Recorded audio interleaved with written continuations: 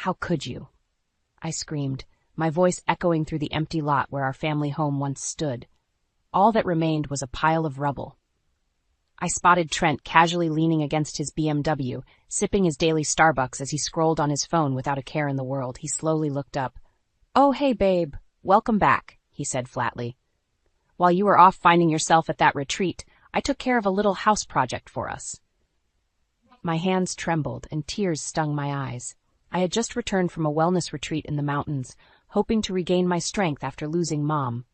Now I came home to this violation. "A little project? Trent, this was our home," I shouted. "You demolished our 25-year life without even telling me?" He shoved his phone in his suit pocket and strode towards me, his imposing figure casting a shadow my way. I stood firm. "Eliza, that old place was getting run down anyway, and we could really use your inheritance money to build ourselves a nice new modern home." His voice turned from nonchalant to a growl. I flashed back to our wedding day when I saw that sparkle in his eyes. Now all I saw was cold, hard greed. "My inheritance? Is that what this is about?" I asked in disbelief. "You destroyed our family home, my memories with Mom, just to get your hands on my money?" "Our money, or at least it should be." Trent fired back, his temper rising. "I'm fed up with you keeping everything separate. The inheritance, your savings. We're married. After everything I've given you, the luxury cars, the country club membership, our children's college funds, you owe me." I stood speechless, rage and heartbreak swirling inside me. This was the man I once loved with my full heart. Lucas and Sophie's father. Now he was a stranger consumed by avarice. "Trent, you supported this family because it's your responsibility, not some favor you did me. I was the one working long hours in the classroom while you wined and dined your CEO friends." My voice grew louder, bolstered by a lifetime's worth of suppressed resentment. "Well, one of us had to bring money into this family, though it seems teaching second graders doesn't pay like it used to," he scoffed. That tore it. I swung my hand swiftly, slapping him hard across the face. The sound cracked through the empty space where warm family memories once echoed. For a moment his face registered shock, then his lips curled into a menacing smile. "You'll regret that, Eliza," he growled, stomping back towards his flashy car. "That inheritance is mine. You can make this easy or difficult, but either way, I'll get what I deserve." I stood alone among the ruins of my life, my mother gone, my home demolished, my husband transformed into a monster. I had dedicated years to my family, putting their needs before my own. Now Trent threatened to steal my last ounce of security, convinced he was owed a cut simply for being my spouse. I sank down atop a pile of gravel that once supported our living room. This man thought he could scare me into submission, believing I'd back down as I always had. The old Eliza may have acquiesced, terrified of conflict and desperate to keep the peace. But losing Mom showed me how fragile life was. I refused to surrender myself any longer. Gripping a chunk of drywall that displayed Lucas's childhood height measurements, I made a vow. Trent underestimated my strength if he expected me to hand everything over. I would fight with my last breath to protect myself and my children. With tears drying and resolve hardening, I marched forward, the demolition debris crunched under my feet, remnants of the past, fuel for my future. I was battered but not broken. Now focused by righteous fury, I pulled out my phone to call the one person I knew would help. "Hello, Claire? It's Eliza. I hope you still have room on your caseload because I need the best divorce lawyer in town." Sitting across from Claire over lukewarm coffees, I delved back into memories I had long suppressed. "Eliza, walk me through your relationship history with Trent," Claire said gently, her voice belying her reputation as a bulldog in the courtroom. I closed my eyes, transported back over 2 decades prior. It was 1998, and at 23 years old, I was focused on kickstarting my teaching career. Trent was an up-and-coming sales executive I met through family friends. Confident and charismatic, he swept me off my feet quickly. We married within a year, and by 30, I had left my job to focus on raising our children full-time. It was always my dream to be a mom. Trent was thrilled, too. He wanted me home, tending to the kids, while he traveled for work. I strived to be the perfect wife and mother. My parents helped tremendously while Trent was away. We were a close, loving family, up until 6 months ago when we lost my father unexpectedly. My mother's health, then, took a sharp decline, following Dad's passing. "I'm so sorry, Eliza," Claire offered gently. "That must have been an incredibly painful time for you. How did Trent respond?" I sighed, anger rising as I replayed his apathetic behavior in my mind. Honestly, Trent grew increasingly impatient and cold. He hated that I was preoccupied caring for my grieving mother. He began making callous comments about me playing nurse too much. Claire frowned, jotting notes on her legal pad. "And he provided no emotional support during this period?" "None whatsoever. If anything, he often compounded my grief with his cruel reactions." My mind drifted back to one piercing incident. Mom and I were reviewing some old photo albums together, laughing and crying as we relived nostalgic memories. Trent came home unexpectedly early from a work trip. "Ugh, is this what my house has turned into? A pity party patch?" he had grumbled. "Trent," I scolded, "have some compassion. Mom just lost her husband of 40 years.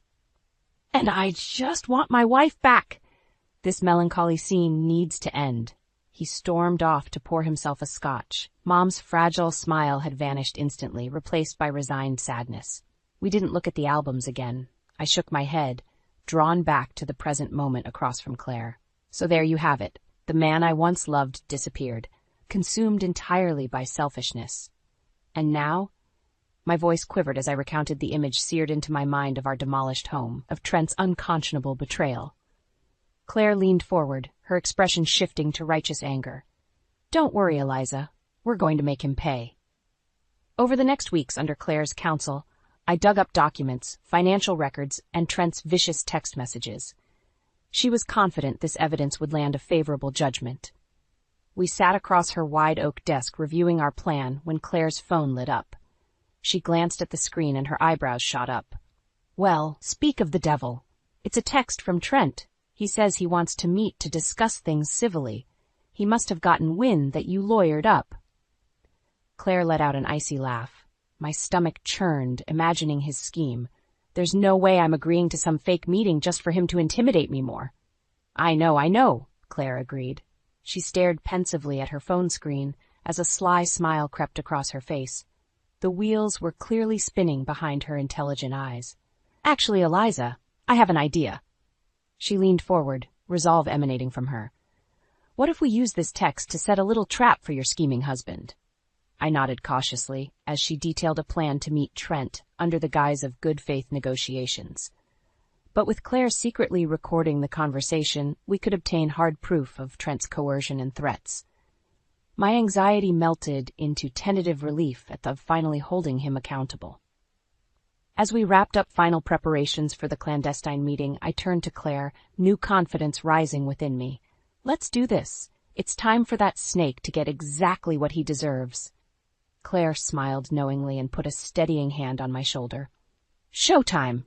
My hands trembled as I stared down at the text from Trent, confirming our clandestine meeting spot, a discreet cafe downtown far from prying eyes. Though Claire and I had devised an airtight plan to expose his deceit, doubt still gnawed at my core. What verbal assaults awaited me? How far would Trent go to pressure me into relinquishing control of my inheritance? I steeled my nerves, refusing to let past anxiety dictate my actions now. With my family's legacy and financial future at stake, failure was not an option. I arrived early at the nondescript cafe and selected a quiet corner booth, my back to the wall for full visual coverage. I set my phone on the table, discreetly pressing record before concealing it behind a napkin. The bait was laid for Trent's inevitable tirade. Now confident our trap was set, I waited. Right on cue, 15 minutes late as always, Trent sauntered in, a smug look plastered across his handsome yet hardened face. I gestured politely to the seat across from me. Showtime. "Well, Eliza, isn't this mature of us to handle things civilly?" Trent offered with mock sincerity. I nearly gagged at his attempt to take the high road after demolishing our family home without notice. Instead, I offered a flat smile. "Yes, I think it's important we have an open and honest conversation about all this." Trent shifted, clearly unsettled by my nonplussed reaction. He was likely expecting a much more volatile response he could redirect with manipulation as he had done so many times before. Good. Let him squirm a bit. I broke the silence after an awkward beat. "I'll cut right to the chase, Trent. Are you willing to negotiate fairly on separation terms? I kept my tone cool yet firm. At this, Trent sneered. The polite facade instantly melted away. Separation? He spat the word. You must be joking. I hope you're not expecting me to agree to anything that compromises my financial future. Compromises his future? Typical Trent. Money and status were all that mattered to him. Certainly not family. I pressed on calmly. I'm talking about splitting things equitably between us. Surely we can be reasonable adults. Trent pounded his fist on the table, rattling the coffee mugs and startling patrons at other tables. No, Eliza, I will not agree to walk away empty-handed. Not after wasting the prime of my career on this lackluster marriage, he jabbed bitterly.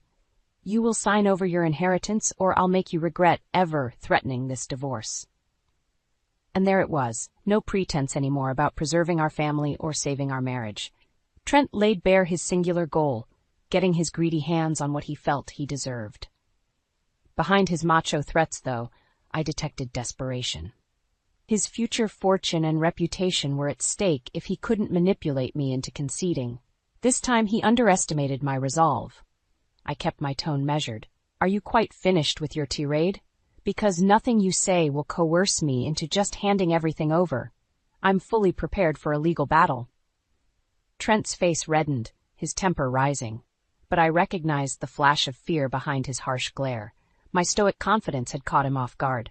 You entitled, washed-up loser, he sputtered. I made you everything you have, and this is the thanks I get? You'll regret this, Eliza. No one steals my future. With that, Trent shoved his chair back forcefully, grabbed his jacket, and stormed out, steaming. My hands were trembling again, though this time with relief and triumph. I grabbed my phone, hands shaking, to stop the recording. Not only did I hold firm in my refusal to cave to his threats, I now had them all on tape. No more hiding behind a charming veneer. The world would soon hear Trent's true venomous nature. For the first time in months, I broke into a grin. My tormentor's downfall was imminent. With Claire masterfully pulling legal strings and karma beginning to strike back at Trent for his deceit, I had set the stage for his reckoning. I almost pitied the poor guy if he wasn't such a loathsome snake, willing to crush his own family for personal gain. Oh well, no mercy for the selfish fool. After settling my bill, I strode confidently out the door towards a future that shined brighter by the minute. My resolve was steeled for the fight ahead. Trent would bitterly regret the day he crossed me. I sighed, seeing the caller ID flash Trent for the third time that morning. After ignoring his barrage of petty texts, he was apparently resorting to voice messages to vent his frustration. My finger hovered over the decline button when a thought struck me. Trent's behavior had become increasingly erratic and abusive. Building a record of evidence couldn't hurt for the looming legal battle. I answered coolly, "What do you need, Trent?" His voice came through the speaker shrill and commanding. "We need to discuss funeral arrangements for your mother. I already contacted my preferred venue and caterer and put a deposit down. I figured you'd be too emotional to handle planning." My breath caught in my throat. The audacity after months of dismissing my grief, now assuming control and decision-making because I was too hysterical? I managed a terse response. "Actually, Trent, I've already made arrangements with Mom's church and her closest friends are helping coordinate everything. But I'm sure your caterer refunds deposits if you ask nicely." I couldn't help the subtle jab, indicating his presumptuous planning was not required or appreciated. An exasperated sigh followed by a lengthy pause echoed from the phone. When Trent spoke again, any veil of compassion had vanished, revealing biting contempt. "You always were helpless when it came to executive decisions. I don't know why I'm surprised you'd leave the planning to a bunch of old church biddies barely clinging to life themselves." I clenched my phone tightly, holding back a spew of enraged curses. Breathe, Eliza. His cruelty, shocking as it may sound on tape, could be critical evidence if he tried claiming I was the bitter, unreasonable one later. I responded evenly. "I'm organizing this funeral in alignment with Mom's wishes, something you never bothered to learn in 25 years together. She will be honored respectfully. Please just let me handle this, Trent." Another tense pause followed. For a moment I thought he may have hung up. Then came a chilling, clipped reply. "Fine, Eliza. Throw your quaint little funeral tea party." but don't expect me to stand around making small talk with those religious fanatics, and not a penny extra from my accounts." The line clicked dead. I released a shuddering breath and collapsed onto our bed, which Trent had strategically left stripped of all bedding. Even in death, he continued finding new psychological torture methods. Over the next days, his cruelty only crescendoed. As I sorted through Mom's belongings with supportive friends, he ridiculed the task as feeble sentimentality. When our son Lucas came to help with cleaning, Trent's calm facade broke. "Don't you have exams to be focusing on instead of wasting time on redundant housework?" he had berated our stunned son. All this could have simply been hauled off to Goodwill instead of drama queen Eliza's tedious emotional purge. Lucas retreated from the house quickly after that, clearly pained by his father's escalating bitterness. My heart broke envisioning the distance growing between Trent and the children. He was willing to sever even these bonds in his rabid pursuit of assets and pride. The day of Mom's funeral arrived, gray and weary, mimicking my turbulent mindset. As I dressed in a simple black gown, Trent emerged shirtless, sipping his morning beer. His appearance mirrored the disregard he had shown Mom even while alive. "Give my well wishes to the brainwashed Bible Brigade," he offered snidely. Hot tears stung behind my eyes. I slipped silently out the door into the drizzling rain. The showers disguised streaming tears as I drove to the church. Surrounded by true loved ones there, the service was filled with tender moments, honoring Mom's generous soul. Trent's absence went largely unnoticed. While it pained me he had abandoned us at this sacred time, Trent's recurring callous treatment solidified my will. Any lingering hesitation to push forward on severing ties vanished. His efforts to intimidate me into obedience had only affirmed suspicions of abuse for years. Now, with clear-cut proof, I was determined to fight back legally. As we laid Mom's rose-adorned casket to rest beside Dad, the rain subsided, leaving glimmering puddles in the cemetery grass. The clouds parted, revealing hints of hopeful blue skies beyond life's storms. Gazing into the light, I knew Mom and Dad were cheering me on proudly, and Trent's reckoning awaited on the horizon. Sitting across from Claire, reviewing the latest legal documents, I finally felt empowered and in control. Though Trent continued his petty power moves, I now had the law on my side. "With the testimony and evidence you've provided, we've compiled an ironclad case," Claire assured me, gathering up papers into a leather folio. Her fiery confidence fueled my own. "I'm certain the judge will rule in your favor regarding financial separation, and with documented proof of emotional abuse, you'll easily be granted full custody of your children." A wave of relief washed over me at this prospect. Securing Lucas and Sophie's well-being through the volatile divorce was my priority. Trent's influence had become downright toxic. Protecting them legally would provide peace of mind. "You've worked wonders, Claire," I offered sincerely. "I honestly don't know if I could have come out on top in this fight without you navigating the complex legal channels." Claire smiled humbly, handing me copies of the documents. "I'm happy to play my part, but truly, Eliza, your courage and refusal to be intimidated is what's winning the day here. Don't forget that inner strength." Her words resonated with my core. For so long I had minimized my resilience, believing Trent was the trailblazer. Now clarity revealed I was the foundation holding everything together behind the scenes, and I deserved equitable compensation for my sacrifices. Buoyed by this insight, I practically floated out the law office doors, ready to embrace the next phase with renewed moxie. My steps halted abruptly when I spotted Trent leaning smugly against my Subaru's driver's side door, preventing my entry. "Here we go again." "Well, isn't this cozy?" he offered sarcastically, gesturing to the law office. "Nothing like conspiring with shady lawyers instead of trying to salvage our sacred marriage vows." I scoffed at this warped perspective. I hardly think a healthy marriage involves one partner selfishly demanding assets and demolishing property without consent. "Now please move. You're blocking my car." Trent stepped defiantly in front of the handle as I reached to open it. His height had always given him an intimidation advantage. I refused to cower this time. "Not until you agree to a mediation session with a counselor," Trent demanded. "I'm sure once you explain yours fairly to an expert, they will set you straight about what you are entitled or not to." I nearly gagged at this attempt to silence me by making my protests seem irrational and uninformed. I glared directly at him with emboldened confidence. I know precisely what I'm entitled to, Trent, and I have an extensive, well-documented legal team securing it without manipulation. You will not cheat me out of my due compensation. His smug veneer flickered briefly with doubt. My audacity clearly hit a nerve. Regaining composure, Trent pressed closer, his stale coffee breath assaulting my senses. Careful, Eliza. You seem to have forgotten who ensured you lived so well all this time. Threaten my reputation and I'll reduce you to dirt. Though his words raised the hairs on my arms, I didn't flinch. We stood face to face in taut silence, twins titans at the peak of a perilous precipice. I broke the tension calmly. Feel free to sling threats if it makes you feel powerful, Trent, but we both know you stand to lose far more than I do here. With strength belying my trembling core, I peered unwavering into his dark eyes. Now for the last time, get away from my vehicle. You no longer dictate my life. A charged beat passed where anything could have transpired. To my relief, Trent scowled bitterly, then stepped aside, grumbling. I maintained vigilant composure despite quaking inside, safely driving off without glancing back. Maintaining courage through intimidation tactics was not easy, but I realized the breadth of my fortitude, and nothing was stronger than a determined woman protecting her interests against a greedy bully. Game on, Trent. Your reckoning awaits.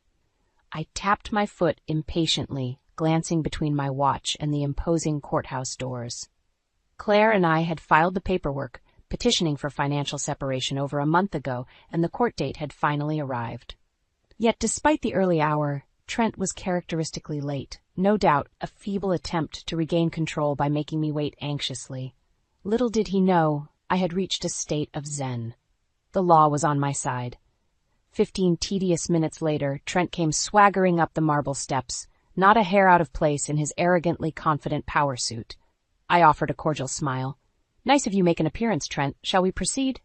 He bristled at my unruffled demeanor, but nodded curtly. I led the way into the expansive courtroom as we took our respective places at the defendants' tables. Claire entered soon after, flanked by our other legal aides, nodding reassurance. I kept my breath steady, visualizing victory as the bailiff called court into session. This was it, Judgment Day, for Trent's deceit. The proceedings commenced efficiently, with Claire masterfully presenting our evidence of emotional abuse and financial coercion. The judge listened solemnly, eyes widening at particularly shocking voicemails from Trent maligning my character. I had to hand it to Claire. She had crafted an utterly unimpeachable case. After what seemed an eternity, the judge cleared her throat, peering sternly over spectacles. In light of the comprehensive evidence provided, I hereby grant the petition for dissolution of shared finances. All assets and inheritance shall remain exclusive property of Eliza, the plaintiff. I nearly collapsed with relief and triumph. Glancing to my right, I noticed Trent turning a shade of crimson I hadn't witnessed since Sophie's terrible twos tantrums. Veins bulged from his neck as he sputtered incoherently, trying to interject. The gavel pounded authoritatively, silencing him. Sweet victory. Additionally, in consideration of documented mental abuse, I'm granting Eliza full legal and physical custody of both minor children, the judge continued firmly. At this, Trent slammed his fists furiously on the tabletop, sending pens flying wildly. This is outrageous, he roared, spit flying. That money is rightfully mine, and you can't take my kids, Eliza. Before the bailiff could react, Trent sent the defendant's table crashing onto its side with a violent shove. He fixed his crazed eyes on me, shouting accusations as security restrained him. Rather than engage, I simply gathered my belongings calmly as he was dragged out, kicking and screaming. You've made a grave mistake, he hollered among straining security guards. I'll take back what's mine, Eliza. This isn't over. His lasting threats echoed down the marbled hall as I strode out to meet Claire with a confident smile. Congratulations, Eliza. Claire grinned as we stepped into sunshine beyond the imposing columns. You are now a very wealthy, single woman, and Trent's hysterics surely didn't help his appeal to the judge. Well done maintaining composure. I let out a deep exhale, feeling years of anxiety and oppression lifting away. Thank you sincerely. I couldn't have navigated this without your counsel. In more ways than one, I chuckled. We exchanged relieved embraces before Claire headed off to handle newly freed-up caseload. Meanwhile, I slid into my Subaru's driver's seat, finally feeling its true owner. Trent's desperate threats didn't faze my cooler state of mind. His burst of outrage proved powerless against the justice system, securing my rights irrevocably. Any sway he once held over me was crushed under the mighty gavel of truth. I turned the ignition key, feeling renewed energy course through the previously strained vehicle. Trent had monopolized the driver's seat of my life for too long. But with his recklessly controlling hands finally off the wheel, I cruised eagerly onward down the open road toward independence. "Mom, that creme brulee was amazing!" Lucas grinned, leaning back contentedly after our celebratory dinner at the upscale French bistro. "We definitely have to come back here." I smiled at my son, who was home on a short break before summer internships ramped up. With Trent temporarily absent from family life, the cloud of tension had lifted. Sophie squeezed my hand affectionately from across the table. "I'm so proud of you for standing up to Dad, Mom. You deserved that win in court," she offered sincerely. I swelled with gratitude to have my children close again without fear of callous comments shattering tender moments. As we strolled outside the restaurant, Lucas suddenly gripped my arm, nodding towards the bar next door. There sat Trent, half-slumped on a stool, staring numbly at CNN, blaring predictions for an upcoming economic recession. Even from a distance, his unkempt appearance revealed a broken man. I felt Sophie's hand tense on my shoulder. "Let's go, Mom," she urged gently. I paused, taking in the scene of my once formidable opponent, diminished to a drunken shell of spite. His legacy and reputation apparently lay in shambles, much like the remains of our demolished home. Investors and elite executives had shunned him after his court outburst made salacious headlines. Rumor was his assets had taken a significant hit in the latest stock market plunge as well. The community backlash only amplified his downfall. "Karma's a beast, eh, Trent?" Lucas muttered. Seeing his disheveled father still sparked sadness behind the resentment in Lucas's eyes. Sophie linked her arm through his comfortingly as they walked ahead to gather an Uber. I stood frozen, gazing upon the aftermath of Trent's greed and hubris. Claire was right. He had far more to lose than me by refusing to compromise. Now every manipulative scheme and sociopathic threat had come crashing down in a brutal reckoning. Hard times humbled even the proudest titans. Though my righteous anger towards Trent persisted, witnessing his self-destruction awakened traces of pity amongst the bitterness. Perhaps if he demonstrated true remorse and sought help for underlying issues driving his egocentric worldview. My sympathetic pondering was cut short when Trent glanced up blearily from his drink. His bloodshot eyes registered rage seeing me. He rose unsteadily and staggered over, wearing a twisted smirk. "Come to gloat, have you?" he slurred, whiskey breath assaulting my senses. "Little Miss Righteous Victor."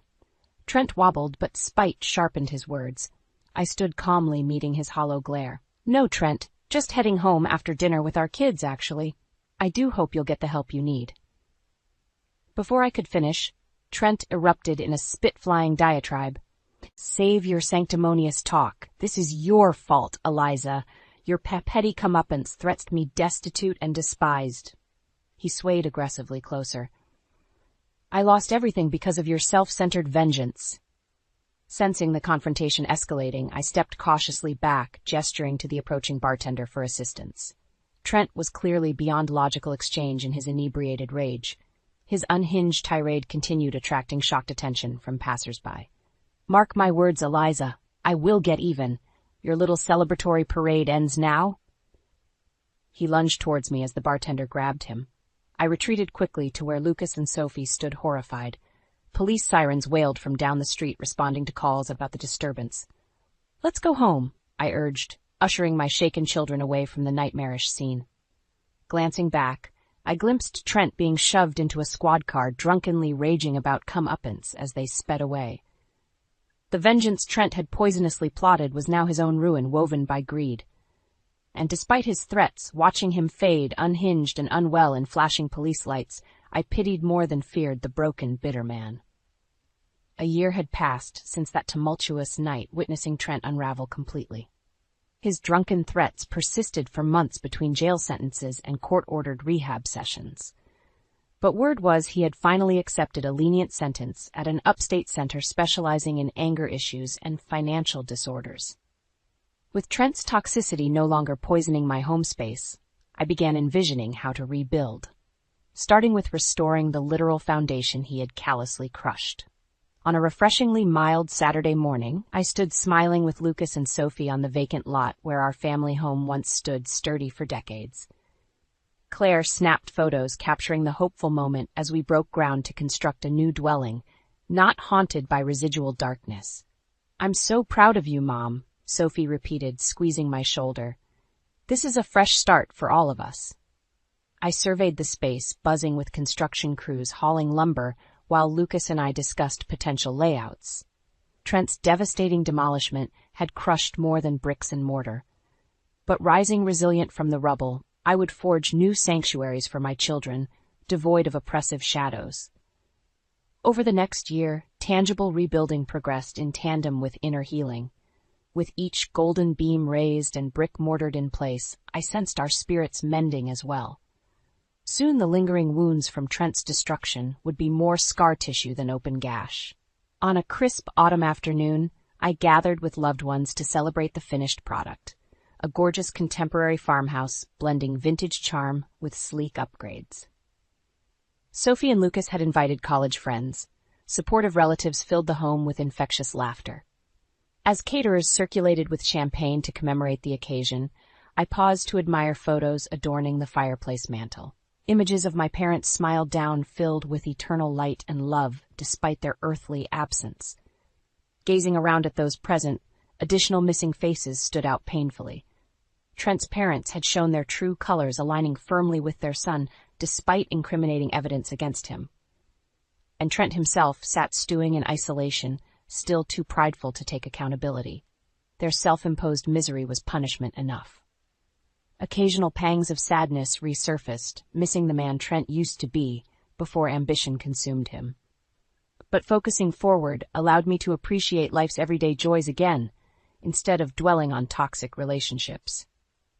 Later, after guests had dispersed with hearty congratulations and housewarming bouquets, Sophie joined me on the front porch, gazing up at constellations glittering optimistically. She broke the pensive silence. "Dad sent me a brief letter today from the rehab center. It sounds like intensive counseling is helping him finally reflect more on the consequences of his actions." Though skeptical about authentic transformation from brief therapy, I nodded. "That's promising. Real change takes time, though." I hugged Sophie in closer. "But the most crucial relationships to fortify are right here, with people committed to lifting us higher." Sophie smiled up brightly through tears glinting in the moonlight. In her strength and sensitivity, my greatest co-creation glowed.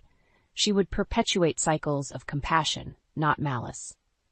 Together we sat in meditative silence, connected to forces intricately crafting redemption from ruin. Though scars remained, Trent's corrosion had only illuminated my resilient spirit.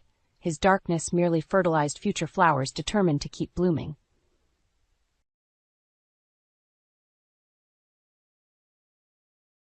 Larry asked me bluntly, right after my mother's funeral, "So, how much did your mother leave you?" I couldn't believe he said that without even a word of sympathy. He must have thought the inheritance was already in my account, because he saw me with the bank book. But that was just wrong on so many levels. "It's about $2 million, I said. $2 million. That's it," Larry replied, smirking in a way that made me feel uneasy. "Well, even after taxes, there should be hundreds of thousands left," I added. I didn't like his reaction at all. His nasty smile made me uncomfortable. I didn't know what he was planning, but I was sure things wouldn't go his way. The next day, Larry quickly started his plan, but his shallow thinking was going to cost him everything. He just didn't know it yet. "My name is Elena Taylor. I got married through an arranged marriage when I was 19. My husband's name is Larry, and he works for a company. He's 3 years older than me and the oldest son of the Owen family. However, even though he's the oldest son, his younger brother Frank left the house after graduating from university and hasn't been in touch since. So Larry was treated like an only child and was very loved by my parents-in-law. Honestly, I didn't want to marry Larry, but my mother came from a family that had been running a business for generations. I was in a position where I couldn't go against my parents' decisions, so I ended up marrying Larry. He couldn't refuse the marriage either because his father was in business. We didn't marry out of love. It was a marriage far from happiness. Unfortunately, we couldn't have children. Since we got married young, it was hard to accept that we couldn't have kids, and I hoped that having a child would improve our situation. But even with hospital visits, it didn't happen. "Hey, barren woman, are the chores done?" At first, my parents-in-law, who used to treat me well as a young lady, started calling me barren woman. After a few years, you should be able to make it happen if you just do what you're supposed to do. It's a waste of money going to the hospital. My father-in-law would say mean things to me every day. But Larry never stood up for me. While I was being scolded by my in-laws, he would either read the newspaper or take a nap, snoring away. Even when I wanted to change and said I wanted to work, he would say, "If you go to work, people will think we're not doing well," and wouldn't let me leave the house. At that time, it was common for women to become homemakers after getting married. However, living with just my mother-in-law was honestly a nightmare. No one would help me. I couldn't worry my parents by telling them, and I couldn't run away because our marriage was tied to work. Still, I thought I would be rewarded someday and desperately endured every day. However, no matter how many years passed, the situation never got better. 19 years after our marriage, when I turned 43, my father-in-law died in an accident. That incident led to the discovery that his company had been avoiding taxes. The back taxes and fines depleted our assets. Our property was seized, and the company went bankrupt. Although we kept the house, we had to let go of our comfortable lifestyle. I thought it would be hard for Larry, who was 45, to find a new job, but my parents introduced him to one. Thanks to that, he quickly found work. But my mother-in-law became like an empty shell and aged rapidly. For a while, she didn't even have the energy to say mean things to me, which was a relief. But then she had a stroke and needed care. With this, I truly lost any hope of having a child anymore. I was already 43 and somewhat giving up in my heart, but this became the real turning point for letting go. Larry, as if it were only natural, pushed the care of his mother onto me. On his days off, he would lounge around just like before.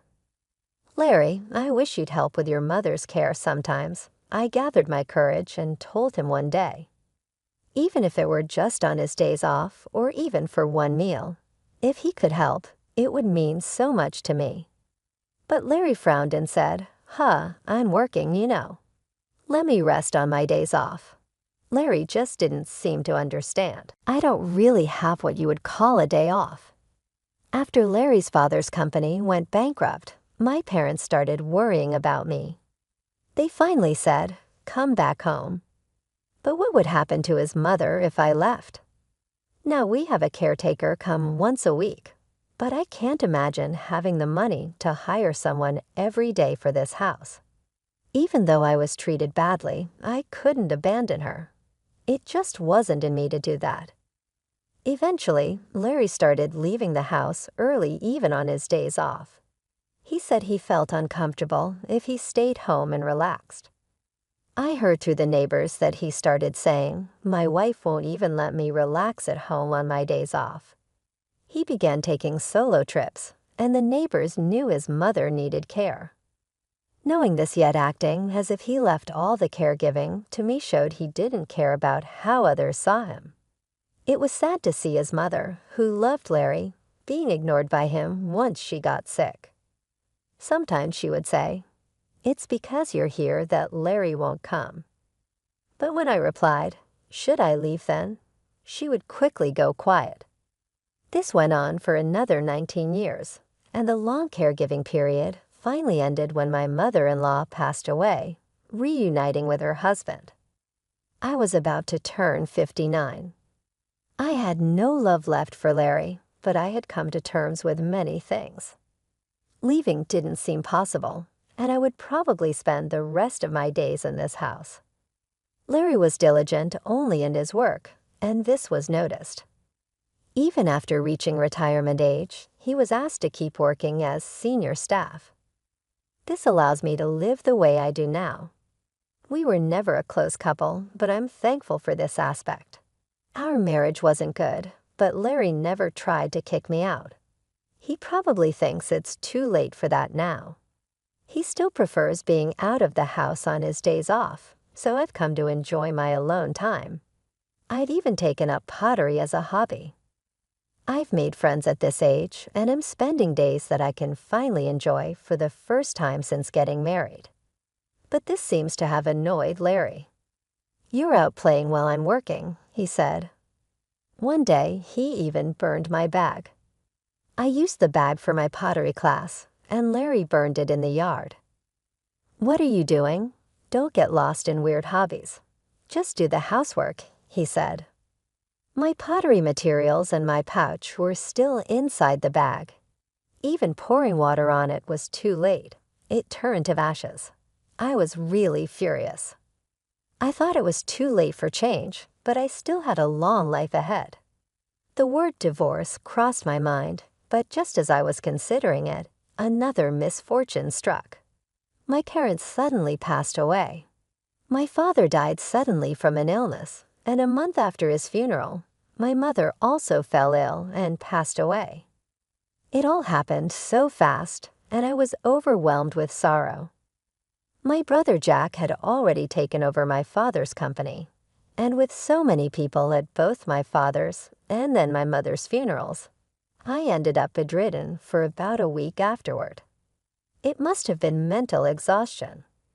My friends from the pottery class were kind enough to check on me, but Larry mocked me, saying, "How long are you going to sleep?" I was tired after Mom's funeral too, but I didn't sleep that much. "It must be nice to sleep all you want without working," he added.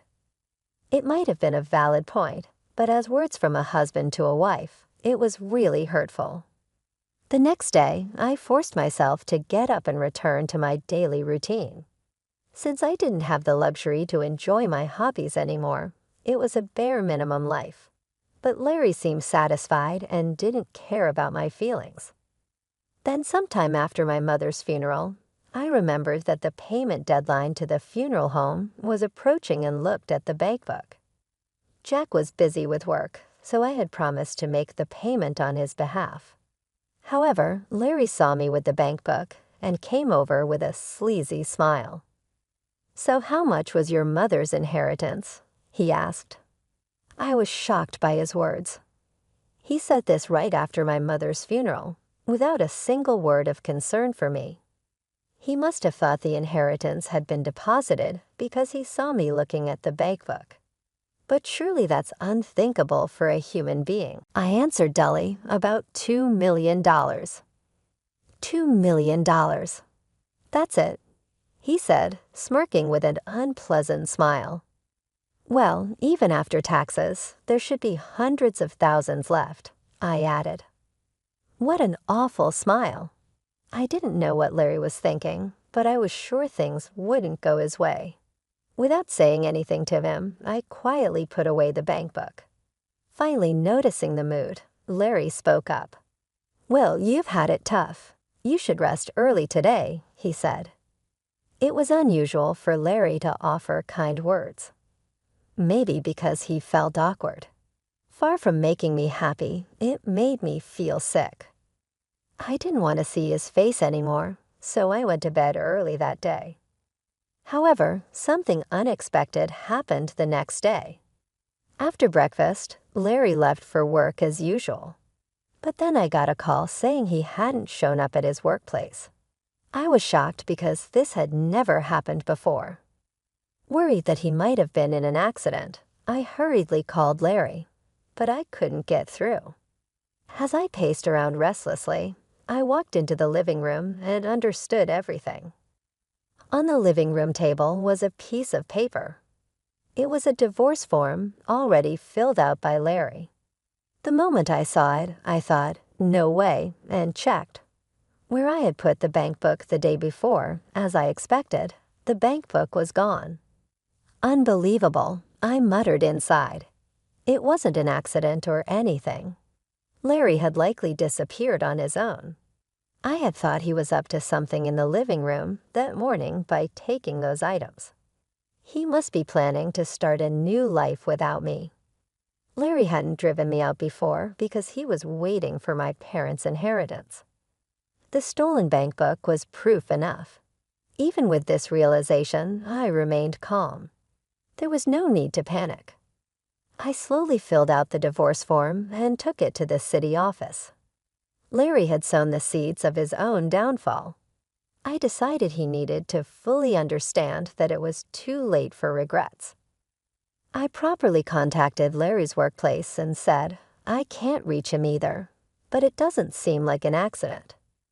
I'll let you know as soon as I get in touch. Sorry for the inconvenience." The workplace said they would treat it as a paid leave for the day and wished him well, which made me envious of Larry for having such a good workplace. After all, it was a company introduced by my parents. I hoped he would be sincere towards his workplace, but now he was going to be a stranger to me. I managed to submit the divorce form successfully after going through so much. It's surprising how easily I became free. I wondered if my life could have been different if I had divorced earlier. As I was packing up my things, my phone rang. It was Larry, who hadn't answered my calls before. I knew what he would say, so I ignored it and kept packing. The phone kept ringing again and again. Eventually, even the house phone started ringing. It was probably Larry, and it was so annoying that I reluctantly decided to answer it. "Hello," I said casually. Sure enough, I heard Larry's panicked voice on the other end. "Yes, I called because I was informed you hadn't shown up for work. You should contact your workplace immediately." "That's not the issue right now," Larry interrupted me, shouting, "I can't withdraw the money." Hearing his voice, I couldn't help but burst out laughing. So he finally noticed, huh? I thought, he must not have realized because he stole the bank book in a hurry. "My ID, you say? But remember, what? No, don't you remember it was in the bag for my pottery class?" I answered, laughing. Larry sounded flustered. "Then this ID isn't expired." "I wouldn't know. After your mother passed away, I repeatedly asked you to take care of the paperwork. I went to the bank for the procedure, but they said it couldn't be done because I wasn't the heir. So the bank book was left untouched with just a few dollars remaining. Don't mess around. You have to properly organize things for someone who's not here anymore, right? You said you'd take care of it eventually, so keep it in mind. Don't blame me." "Then what am I supposed to do with this bank book?" "What to do or not to do. Unless I go to do the paperwork, there's nothing that can be done about it," I said. Larry kept complaining, but I didn't feel like replying and fell silent impatiently. Larry seemed to have gone back to the bank teller, explaining the situation. "I accidentally burned the ID. Can't anything be done? Maybe by proxy. Look, I'm on the phone with my wife right now. It's a city." Put it on speaker, and I could hear the troubled voice of the teller too. I questioned his words. "Larry, what are you talking about? You know you can't do anything like that as a stranger, right?" "Huh? The divorce papers were properly processed just now. Thanks for the preparation. Bye," I said what I wanted to say and hung up the phone. I'm sure the bank teller heard my last words too. By now, Larry must be either pale with shock or red with anger. Just imagining it made me laugh. I knew I had to leave the house before he returned. With that thought, I quickly packed my things and left for my family's old home, which was empty after my parents passed away. I had inherited that home as well. My mother's assets from running her company totaled $15 million. However, inheriting a large sum of cash wouldn't be safe if Larry found out, especially since we had no children. So I inherited just enough to live comfortably, about $2 million. The rest was the family home, my mother's beautifully preserved dresses, and my father's antiques. If these heirlooms were appraised, they would be worth a lot. I had my brother Jack's permission for this arrangement. Jack had moved out after getting married and was worried about the family home becoming vacant. He had children and had taken over the company, so he was happy to inherit just the cash. We completed the inheritance discussions peacefully. After arriving at the family home, I informed Jack that I had divorced Larry and would be living there. He said, "If you're going to live in the family home, it won't be empty, which is a relief." "But are you really okay with divorcing Larry, Elena?" "Yes," I replied. "We don't have children, and both our parents have passed away. If we both want a divorce, then it's for the best. I want to restart my life, and I have no regrets." Jack was worried about me being alone, but living as Larry's servant for life would have been worse. Besides, if I could spend the last moments of my life in this house, where I had many memories with my family, even if I was alone, it would be happiness. Larry kept calling me many times after that, but he didn't think I would be at the family home and never came to visit. That day I spent alone in peace. The house was lonely without a family, but I felt relieved from the bottom of my heart. The next day, I finally gathered the energy to go make a deposit. The bank book was with Larry, and it was a bit tiresome to retrieve it. I decided to go around 5:00 a.m., assuming Larry would be asleep. When I got home and opened the front door, the smell of alcohol hit me. Wow, I couldn't help but grimace at the smell. Entering the living room, I saw beer cans scattered all over. My bank book was torn and left on the table. This is terrible, tearing up someone's bank book like this, no matter how angry you are, is just wrong. I gathered up the pieces and put them in my bag. I also took a few clothes and went back to my family home. Then I headed to the bank. As I approached the entrance, I heard someone call out, "Elena." It was Larry. He had been waiting for me. I noticed the bank book was gone, so I figured you'd come here. Whether I come here or not is none of your business. I said, "Don't say that. We've been together for so long." Even though the divorce was finalized, he still talked like this. I ignored him and entered the bank. Larry kept trying to talk to me, but I firmly ignored him. That's when it happened. "Brother, isn't that Elena?" Someone called out. "Frank, why are you here?" It was Larry's brother Frank. Both Larry and I were surprised to see him. We hardly ever saw Frank, usually only at funerals.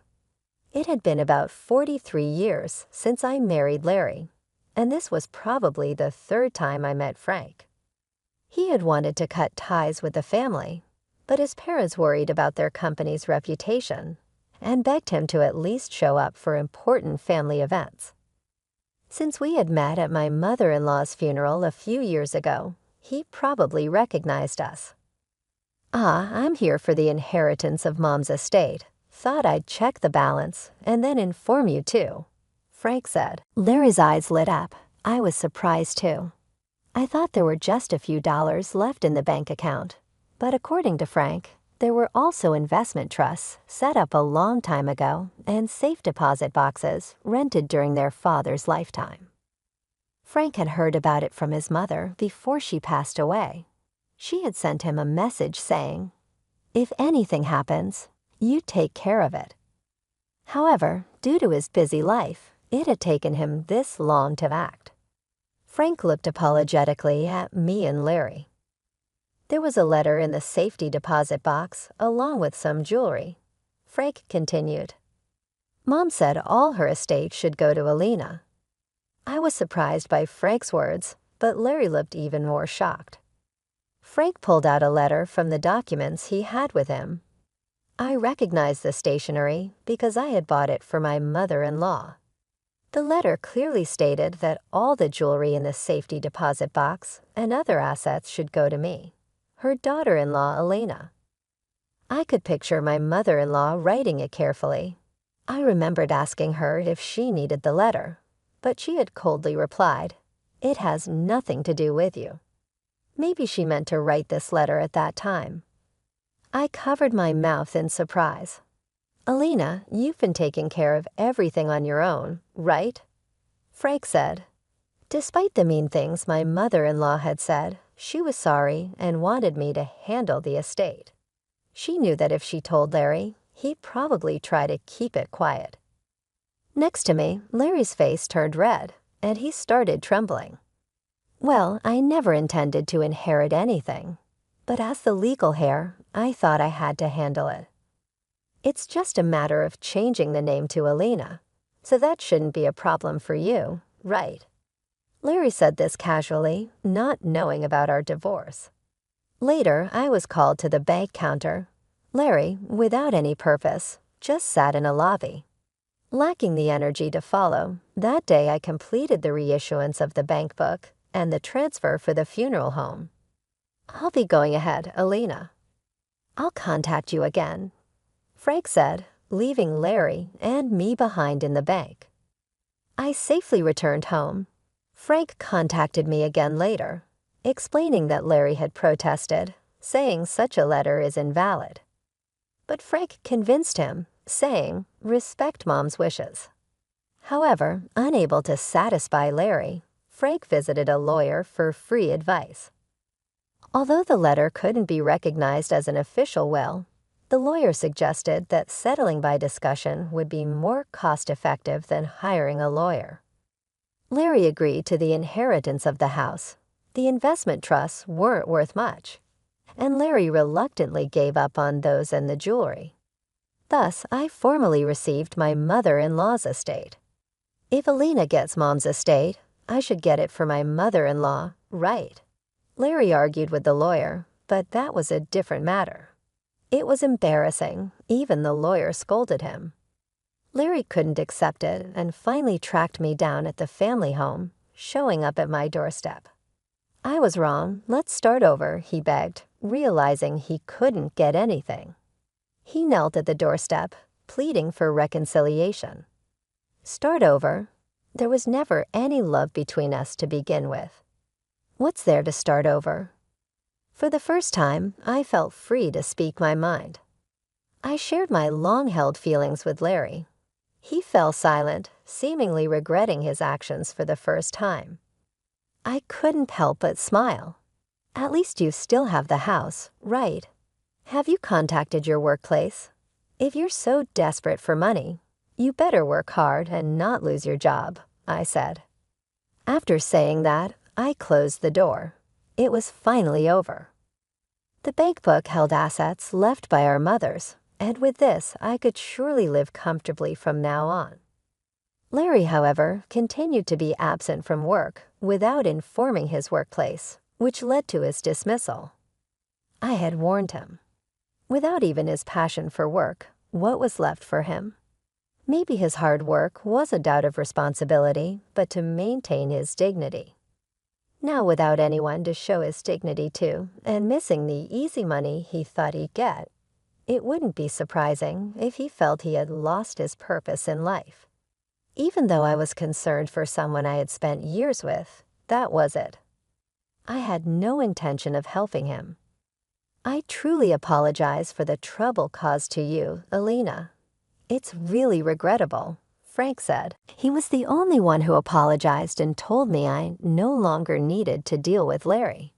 Realizing the family's issues early on, Frank had left home young and was probably living happily now without involving himself in that home.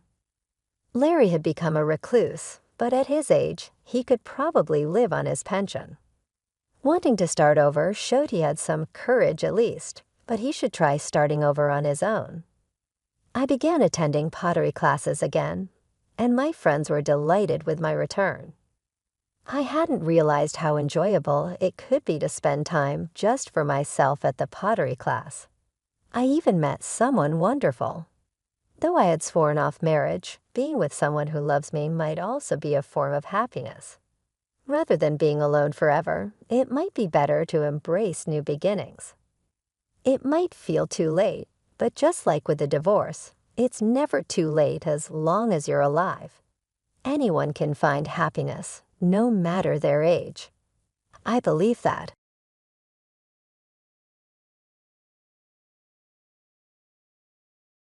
While I was busy at work, an unexpected email interrupted my day. It was from my husband Jack, who calmly confessed over the phone that he had fallen in love with someone else and was planning to start a new life with her.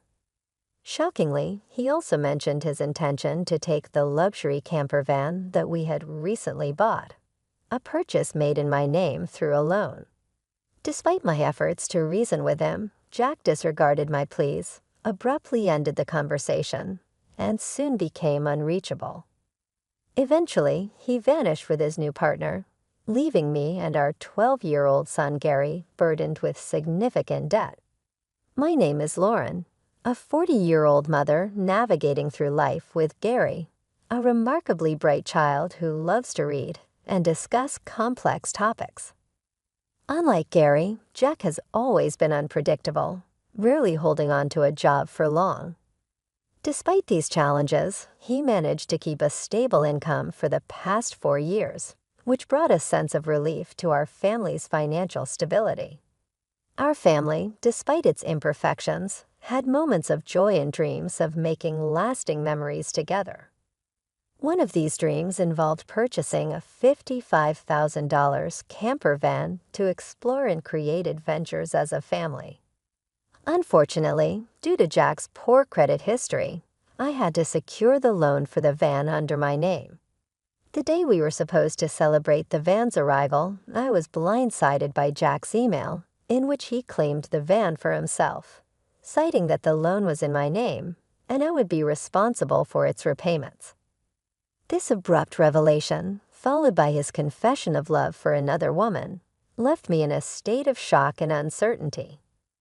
At 40, with a son to raise and a sudden financial burden, I found myself pondering our future, unsure of the next steps to take in this unexpected turn of events. What started as a fleeting connection unexpectedly grew serious, prompting Jack to declare his intentions to start anew with someone else and leave our shared life behind. During a brief and unsettling phone call, he referenced our previous discussions about divorce, conversations that emerged during heated arguments.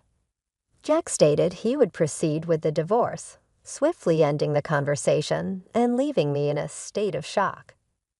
This moment was the stark realization of Jack's betrayal, a harsh revelation that hit me deeply. Despite my attempts to reach out to him following this exchange, he remained silent, never responding to my calls or emails. Upon returning home one day, I discovered the drawer where we kept important documents, including our discussed divorce papers, was empty. Jack had taken them. This left me facing the immense financial strain of a $55,000 car loan we had taken together. Amidst this turmoil, my son Gary noticed my distress. His worry became evident one evening when he approached me, his voice laced with concern, asking if I was okay. Noting my lack of appetite and the unusual atmosphere at home, caught off guard by his perceptiveness, I realized I could no longer shield him from the truth. Hesitantly, I opened up to Gary, sharing the painful details of what had transpired. His response was surprisingly mature. He seemed to have anticipated the changes in our family dynamics, although I sensed the news affected him more than he let on. Inwardly, I apologized to him, feeling a profound sadness for the upheaval in his young life. As the days passed, the weight of the situation took a toll on me, both emotionally and physically. My health began to decline, a fact I could no longer ignore when I found myself unable to stand during a training session at work. Despite my attempts to reassure my colleagues, I collapsed, my body succumbing to the overwhelming stress. When I awoke, I was in a hospital room, a stark reminder of the toll the ordeal had taken on me.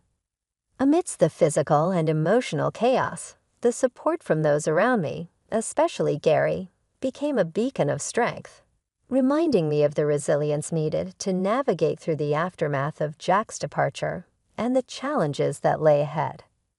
After receiving a concerning diagnosis from the doctor, I was admitted to the hospital for further tests. There, lying in the hospital bed, hooked up to an IV drip and staring at the stark white ceiling, I couldn't help but feel overwhelmed by the situation. It was supposed to be stress from emotional turmoil, yet there I was, feeling utterly defeated. As tears began to flow, my son Gary, who usually maintains his composure, burst into the room, his face etched with worry. His sudden appearance prompted me to quickly dry my eyes. "Mom, what's going on?" "It's not serious, is it? You're not going to leave me, are you?" he asked, his voice laced with fear. "Of course not, sweetheart. I could never leave you," I reassured him, attempting to mask my own fears. Gary explained how he had been notified by his school teacher about my hospitalization, how shocked and scared he had been. Despite his maturity, he was still just a 12-year-old boy, a realization that steeled my resolve to recover. However, my health situation was more grave than I initially thought. Diagnosed with a serious illness, the doctor recommended immediate surgery. Following the doctor's advice, I underwent the procedure, and a month passed before I was discharged, a month since Jack had left us. Upon returning home, I found a demand letter for the car loan payment in the mailbox, a payment that should have been automatically deducted from my account. In a panic, I checked our finances, only to discover that our account, which previously held $30,000, was now almost empty, with just $559 remaining. It was clear to me Jack was responsible. The urge to confront him and demand the money back surged through me, but he was unreachable. And without the camper van he took, selling it to recover the funds wasn't an option. The realization that Jack had not only taken the van, but also drained our savings hit me hard. Physically weakened and financially devastated, I felt utterly helpless. Gary, sensing my despair, offered a comforting touch, his hand on my forehead. "You look pale, Mom. Are you okay?" His innocence and concern were touching, yet it pained me to admit the reality. "Physically, I might be fine, Gary, but your father took more than just the car. He took all our savings too. I can't work right now because of my health, and we're out of money. I just don't know what we're going to do," I confessed, the weight of our predicament pressing down on me. Despite the challenges, Gary's unwavering support provided a glimmer of hope. Together, we faced an uncertain future, but his resilience reminded me of the strength we shared as a family, even in the darkest of times. Motivated by my son's determination, I found myself pulling away from the grip of despair. "I see, then I'll find some work too," I declared, bolstered by my 12-year-old son's resolve to contribute. By delivering newspapers and looking for work online, it wasn't the time to feel defeated. "Sorry for worrying you, Gary. I can't let myself be weakened by this. I'll shift my mindset and do everything in our power," I said, offering him a reassuring smile. Gary's smile mirrored mine, and then he proposed something wholly unexpected. "Let's figure out a way to get the camper van back from Dad." "How can we do that?" he asked, with a spark of resolve in his eyes. "Yes, the camper van is registered in my name, but what can we do about that?" I pondered aloud, intrigued by his line of thinking. Gary then shared an idea so innovative it took me by surprise, an idea I hadn't considered. Despite not knowing Jack's whereabouts, Gary suggested we use technology at our fingertips.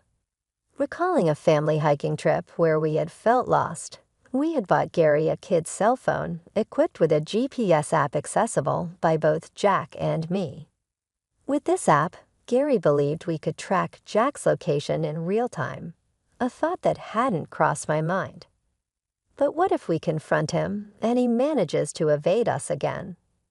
I questioned, skeptical of our chances in such a scenario. "Don't worry, I've taken some precautions," Gary said, his smile widening with confidence. I was astonished by his foresight. While I was hospitalized, Gary had independently set a plan in motion, uncovering information about Jack's mistress and plotting our next steps with a maturity far beyond his years. "All right, let's show Dad the consequences of his betrayal," I agreed, feeling a new strength with Gary by my side. Together, we prepared to face Jack, my son's intelligence and bravery filling me with pride. With Gary by my side, I feel invincible. "Let's do this," I thought to myself, ready for whatever lay ahead. 2 days later, my phone rang. It was Jack, sounding desperate. It's me. I need your help. The police are questioning me about you, and they might ask me to come to the station voluntarily. Please help me," he pleaded. "Oh, is that so? Just wait a moment," I replied, maintaining my composure. Gary and I quickly headed to the location provided, puzzled by the turn of events. "The reason is simple," I reported. "The camper van is missing because, in essence, it was stolen," I explained calmly, despite the absurdity of Jack's logic. The presumed marital disputes excluded criminal activities. "But we're married. How can it be stolen?" Jack argued, not grasping the gravity of his actions. I reminded him, "You filed for divorce, remember. That means legally we're no longer a couple but strangers. Taking a vehicle without the owner's consent is theft." Gary chimed in, his sharp understanding piecing everything together. Jack weakly justified that he had only borrowed the van temporarily. "I need my car back now," I said, handing over the keys would be very helpful. I said, extending my hand towards Jack who, albeit reluctantly, complied. It was then that Gary, in his straightforward manner, questioned his father's decision to abandon his family for another woman. Caught off guard, Jack fumbled for words, only to be interrupted by his mistress's boastful claim of being the more attractive choice, which she believed justified Jack's departure. Gary's stern rebuke silenced her, turning the focus back on Jack for an explanation. When Jack hesitated, Gary threatened to involve the police. Again prompted, a hurried admission came from Jack. He revealed that Martha, the other woman, had joined his company 5 months prior, and their affair began shortly after Martha's pregnancy led Jack to the decision to leave us. "Why did you take the camper van?" I asked, aiming to understand the rationale behind his decisions amidst the chaos of his actions. After leaving my job, I contemplated selling the camper van for some extra cash. However, it seemed you had other plans, Jack, using it for your escapades, I figured. It was too hasty to sell it immediately, so we took it for a trip instead. "But how did you keep track of all this?" Jack asked, puzzled. I reminded him of the little safeguard we put in place after Gary's fox misadventure during a family hike. Remember, we bought Gary a child's phone and installed a GPS tracking app. "You seem to have forgotten. We installed this same app on your phone, so I've been aware of your whereabouts all along." To my surprise, Gary later confessed he had orchestrated getting lost on that hike as a ploy to secure a phone for himself, a revelation that highlighted his cunning and foresight. I had my suspicions about Dad, so I devised this plan to keep an eye on him, Gary admitted, showcasing his adeptness at strategy. "You're quite the formidable child, Gary." I strive never to be the kind of adult who betrays those who matter without a second thought, Jack said, a trace of realization in his tone. Confronted by the blunt truth from his son, Jack appeared defeated, a stark contrast to the empowered feeling Gary's assertiveness and maturity instilled in me as a mother. This bolstered my resolve to ensure everything was settled justly. And about the $30,000 you took from our account, I pressed on, that money needs to be returned immediately. But we were married. I don't have to give it back, Jack protested. That's where you're wrong. The money was mine, saved painstakingly from before we were even together. Your history of quitting jobs never really contributed to our savings, did it? I countered, dismayed yet vindicated, to learn how the money was previously wasted by Jack and his mistress.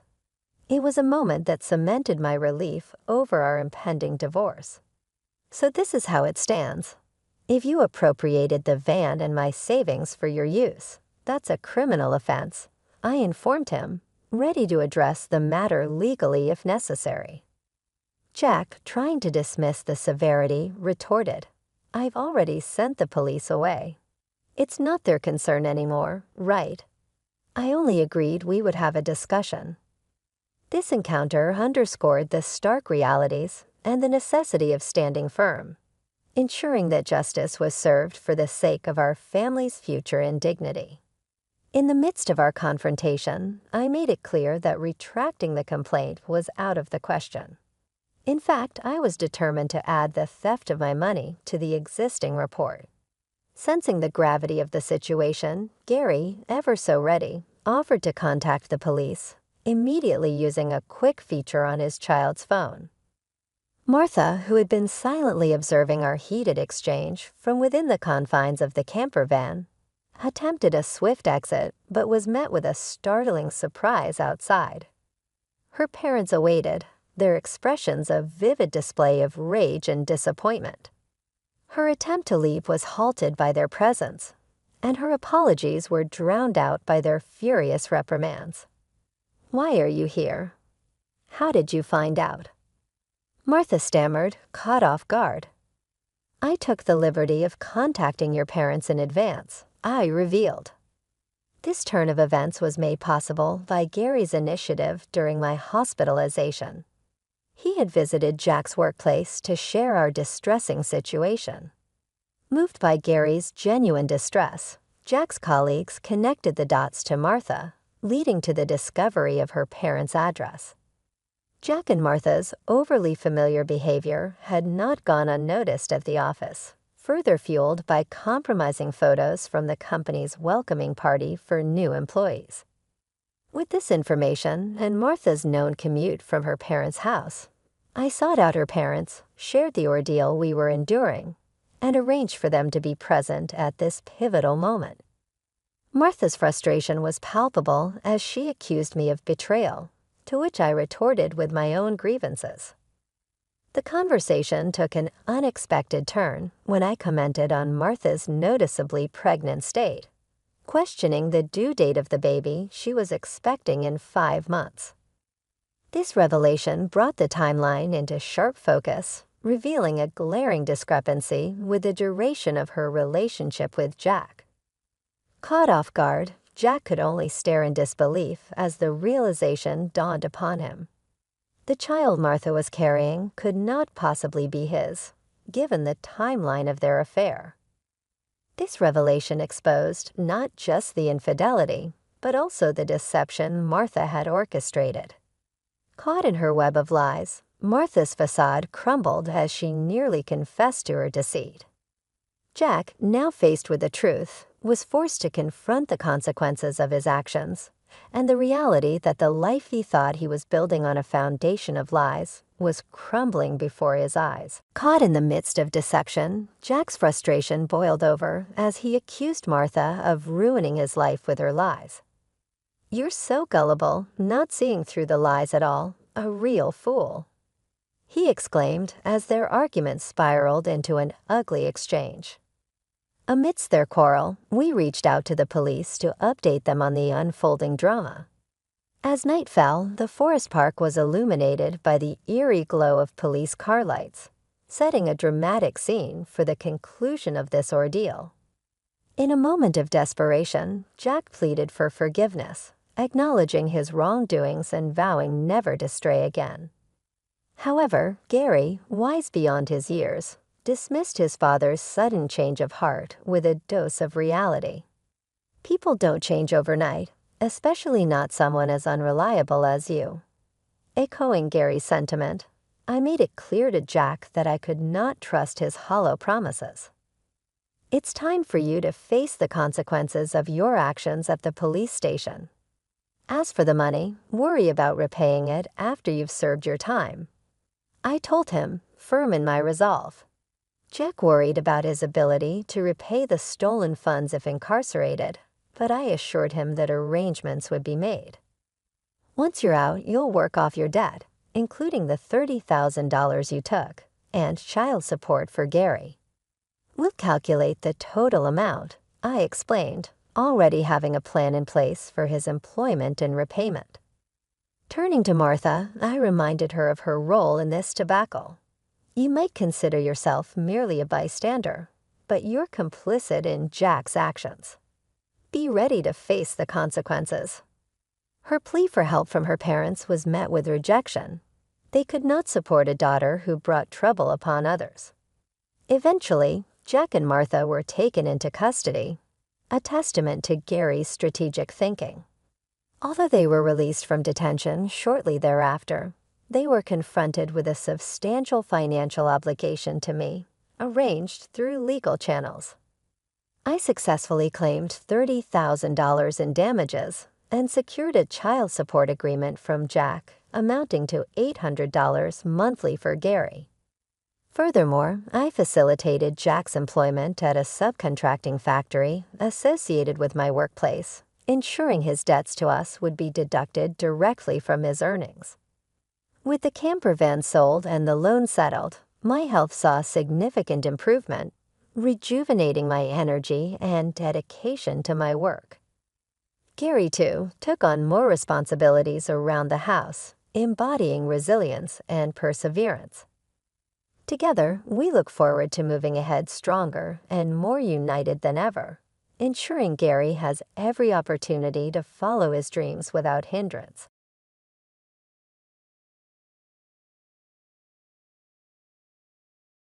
I'm Ava, and until I hit 33, the most thrilling event was my accounting firm switching from PC to Mac.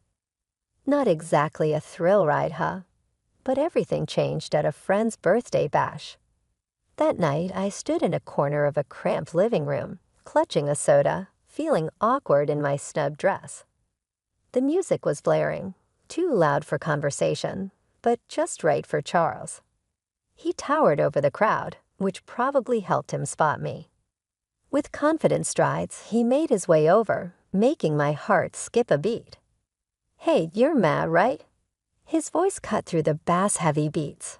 Yeah, and you are." I tried to sound composed as I took a sip. "Charles, I've seen you around. Mind if I join you?" He didn't wait for a response, just stood beside me. "Not at all," I replied, barely audible over the latest pop anthem. "So, Lava, what brings you here tonight?" he asked, leaning in. His tone was casual, but his eyes were intense. "Just here for Jessica's birthday. You know her well." "Yeah, we went to college together. She keeps inviting me to these shindigs. Can't say no, can I?" We chuckled, the conversation flowing effortlessly. "I get it. I work with her. Hard to turn her down," I added. "And you're an accountant, right?" He nodded like he already knew. "That's right. Numbers are my game," I joked, even though I usually found nothing funny about spreadsheets. "Sounds thrilling," he grinned, and I couldn't tell if he was teasing me or not. "Oh, absolutely. It's all wild parties and high stakes in the accounting world." We laughed again, and I felt at ease talking to someone genuinely interested in what I had to say. It was new, exciting, and a bit scary. You want to grab some air?" he suggested, nodding towards the backyard. I nodded, grateful to escape the noise. Outside, the cool air was a relief. "So what's a guy like you doing in a place like this?" I asked, trying to sound more confident than I felt. "Just looking for a good time, I guess, and maybe someone cool to hang out with," he said with a smile that made his eyes crinkle at the corners. We talked about everything and nothing, movies, books we liked, how he was into graphic design, but stuck in a corporate job he didn't love. It felt like we'd known each other for years. As the night wound down, he pulled out his phone. "Can I get your number? I'd really like to see you again, Ma." I hesitated, not used to this kind of attention, but something about him felt right. "Sure," I said, typing my number into his phone. He smiled, his whole face lighting up. "Great, I'll call you. We should go out, just the two of us." "Sounds good," I managed, my stomach doing flips. I watched him go, a part of me still in disbelief that this was my life now. Maybe turning 33 wasn't so bad after all. Maybe it was just the start of something truly great. The days after Charles' call felt like a blur. Before I knew it, I was getting ready for our first date. My nerves were all over the place since I didn't have much experience in this area. I chose a simple blue dress, nothing fancy, but hoped it would do the trick. Charles picked me up at 7 sharp. His car was a clean, well-kept sedan, nothing flashy, but it suited him. As I got in, he flashed me a smile that could knock you sideways. "You look great, Ma." "Thanks," I mumbled, my face probably red as a tomato. "You look nice too." Dinner was at this cozy little French place he knew. The food smelled amazing, but my stomach was doing somersaults. We ordered pasta, him with some fancy sauce and me with plain old marinara. "So, Ma, tell me something about you that no one else knows," he said, twirling his spaghetti expertly onto his fork. I chuckled, playing with my food more than eating it.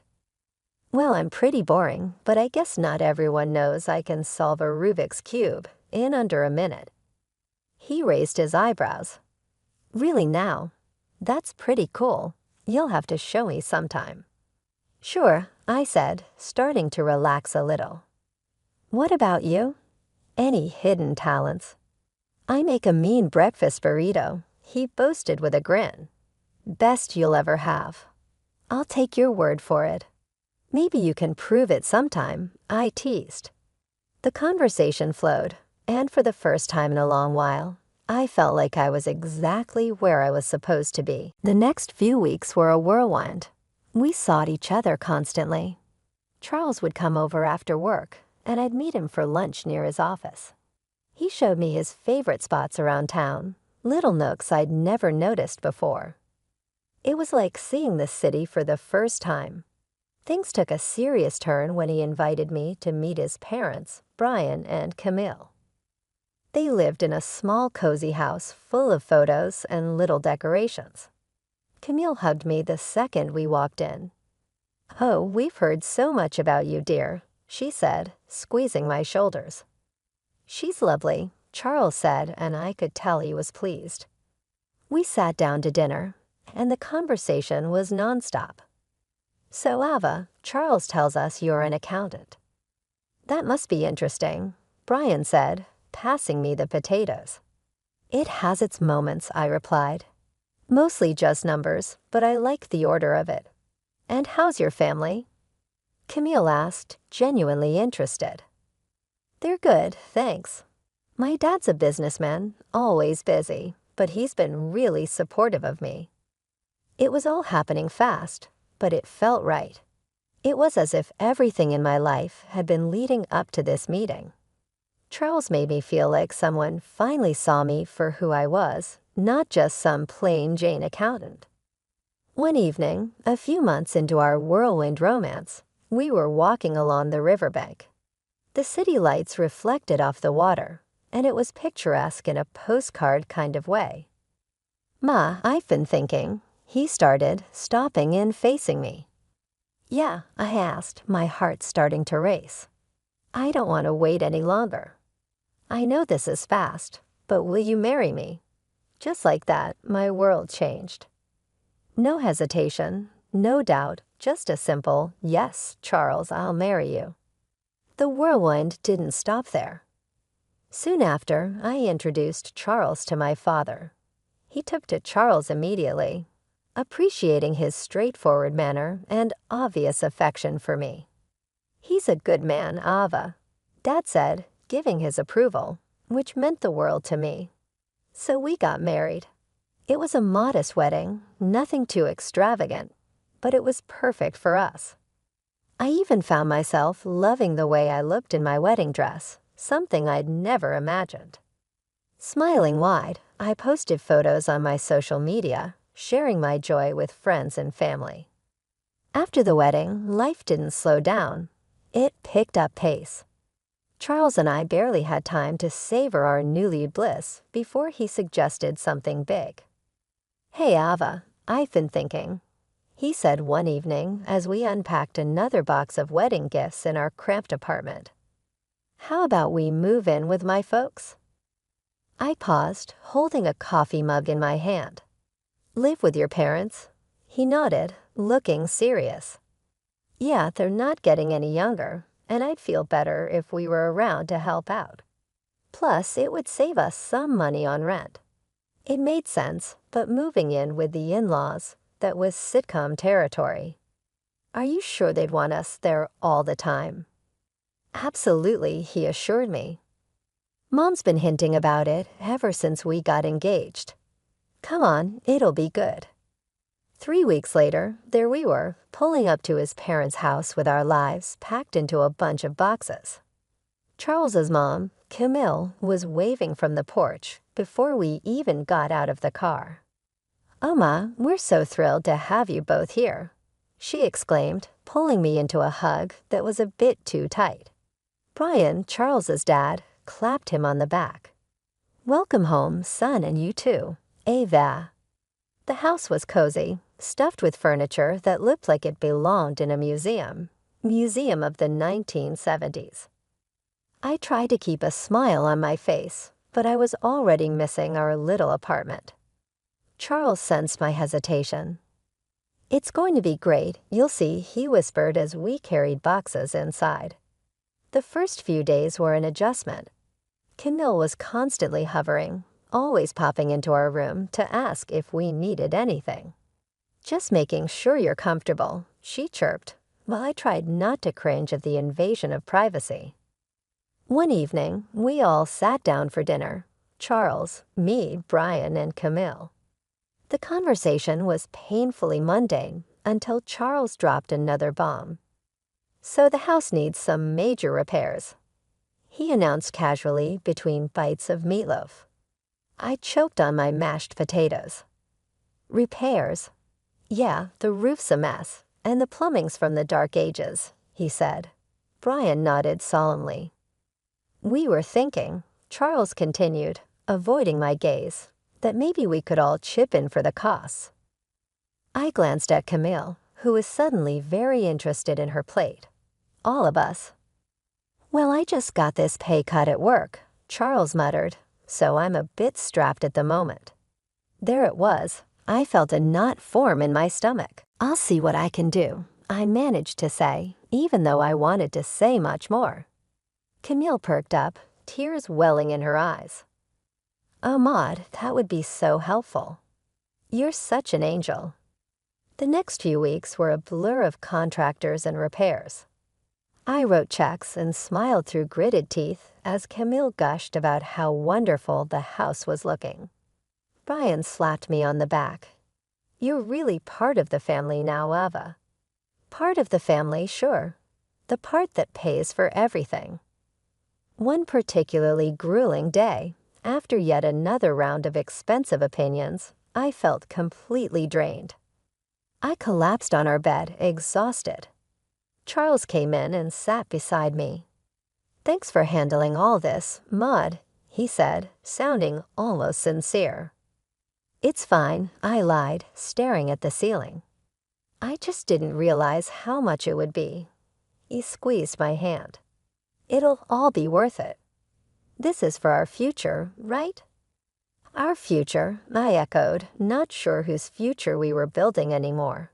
As I lay there listening to Charles's steady breathing, I couldn't help but wonder if moving in was the right decision. But there was no going back now. I was in this deep and had to see it through, whatever the cost. After the renovations, the house looked great, like something out of a magazine. Despite the financial strain, I felt a bit of pride looking around. We decided to throw a small dinner party to celebrate, just the four of us. That's when everything took an unexpected turn. We were in the middle of dinner, laughing and sharing stories, when Camille suddenly got quiet. The room felt heavy all of a sudden. She looked at Brian, then at us, her eyes teary. "We need to tell you both something important," she said, her voice shaky. Charles and I exchanged looks. "What's going on?" I asked, my stomach tightening. Brian took a deep breath. "The house, it's heavily mortgaged. We owe $300,000, and the bank could take it away if we don't settle the debt in 3 months." My fork clattered to my plate. "What do you mean?" "All the repairs we just paid for." Camille started sobbing.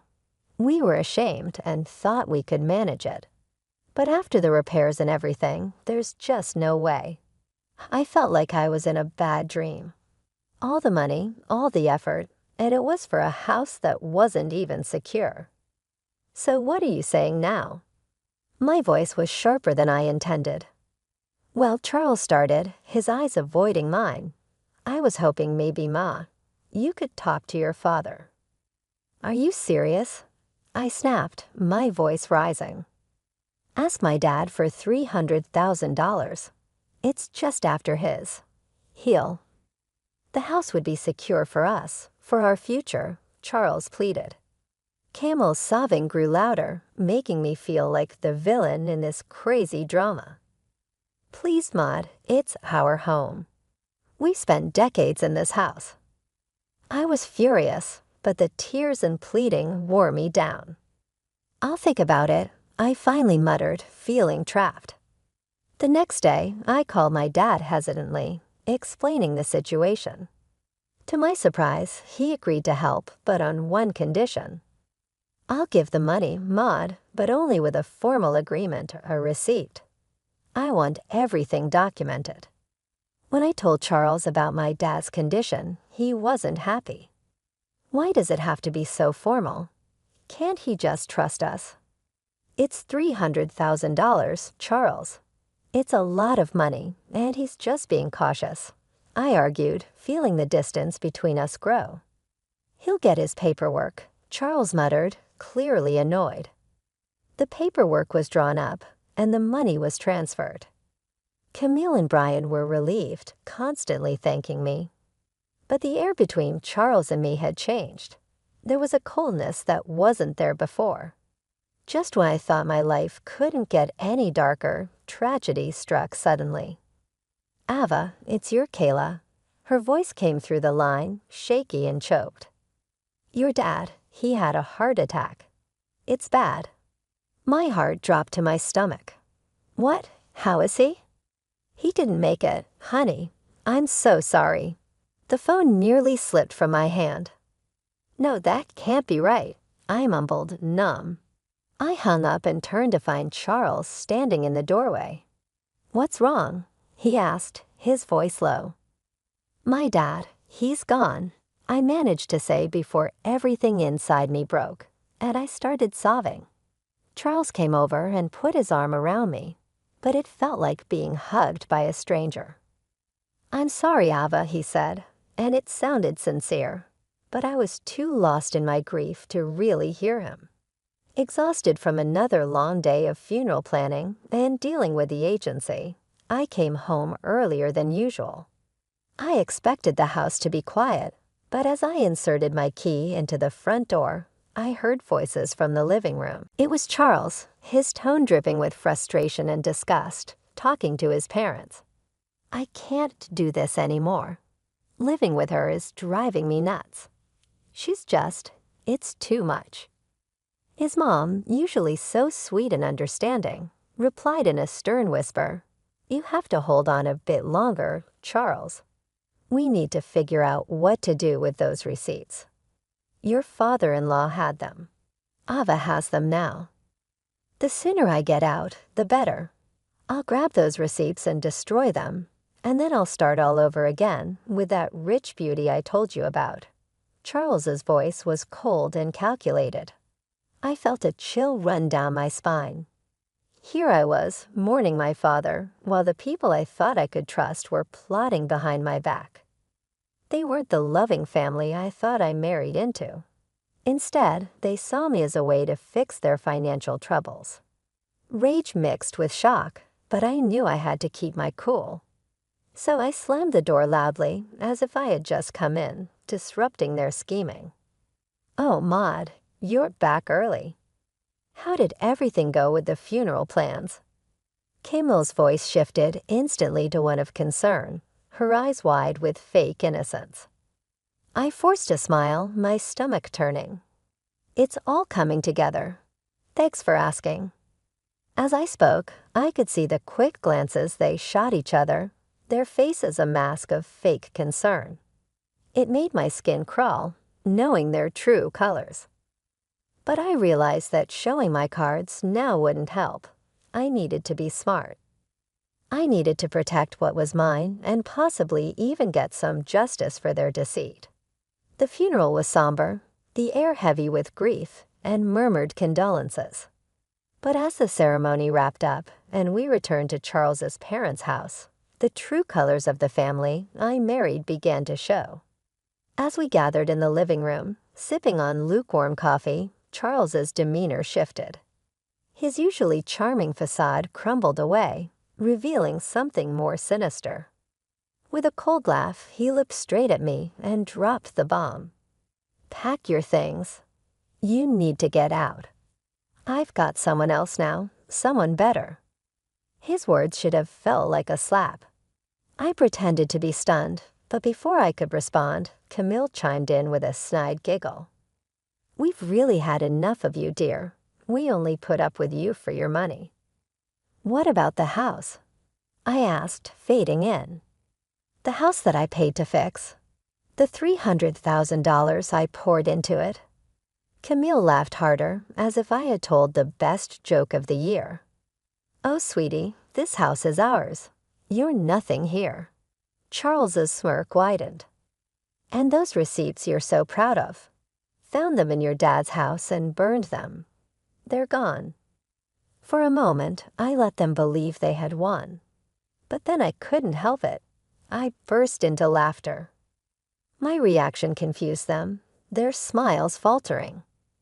"Why are you laughing? What's so funny?" Charles demanded. I wiped a tear from my eye, still chuckling. "You three are just pathetic. You think you're so clever. The receipts you destroyed, they were copies. The real ones are safe with my lawyer." The cover drained from their faces. Charles's arrogance turned to panic. "You can't prove anything," he stammered. "I can and I will." I shot back, my voice steady and firm. "Now I want my money back. All of it, or my next call is to the police." Charles and Brian looked at each other, their earlier confidence replaced by fear. Brian, usually so bold and brash, began to plead. "Maud, please let's talk about this. We can sort something out." With the truth out and leverage in my hands, negotiations with Charles and his parents dragged on longer than I expected. They were trying every angle to sway the terms in their favor, but I wasn't about to budge. "It's simple," I stated firmly during one of our many discussions at their now legally mine kitchen table. "The house gets transferred to my name in exchange for the money. That's the deal. No more games." Finally, they relented. We all agreed that the best course of action was to make everything official and legal. I insisted that everything be documented by a lawyer and confirmed with the proper papers. At the lawyer's office, the atmosphere was tense as documents were signed and notarized. I watched closely as each signature was applied, ensuring there was no room for further deceit. Once everything was finalized, I collected the documents related to the transfer and turned to Charles's mother, who looked deflated yet somehow still carried a hint of her former haughtiness. "I'll be keeping these in a safe place," I said, holding up the papers before slipping them into a folder, just to ensure no one is tempted to pull any stunts. With the legalities handled, the divorce proceedings were straightforward. Charles was quiet, his earlier arrogance nowhere to be seen. When the final papers were signed, I felt a weight lift off my shoulders. A chapter closed. On the day they moved out, I stood on the porch of my now fully owned house and watched Charles, his mom, and Dad carry their belongings to a rental van. Their movements were slow, the mood somber. I couldn't help but feel a mix of satisfaction and sorrow.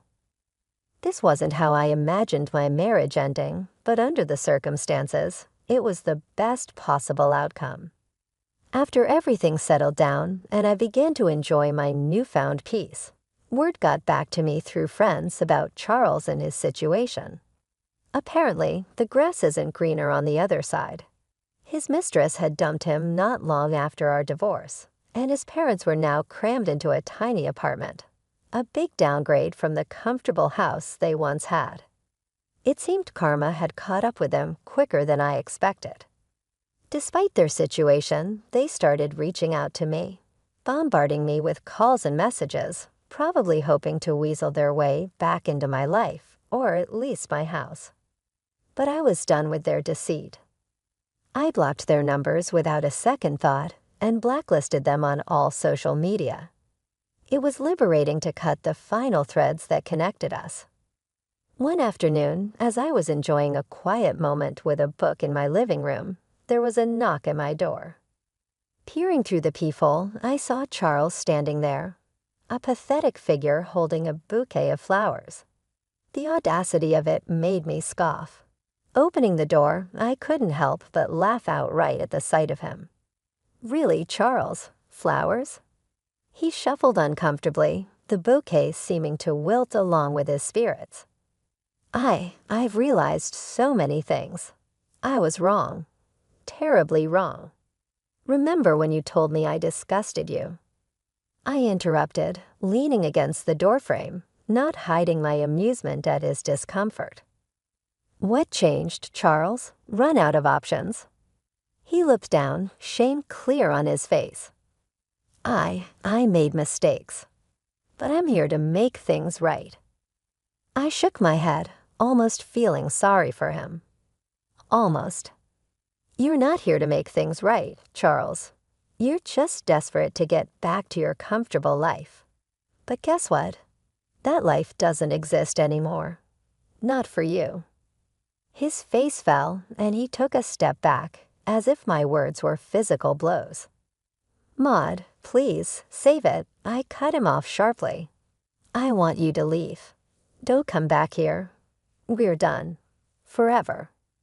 Charles stood there for a second longer, his hope visibly crumbling.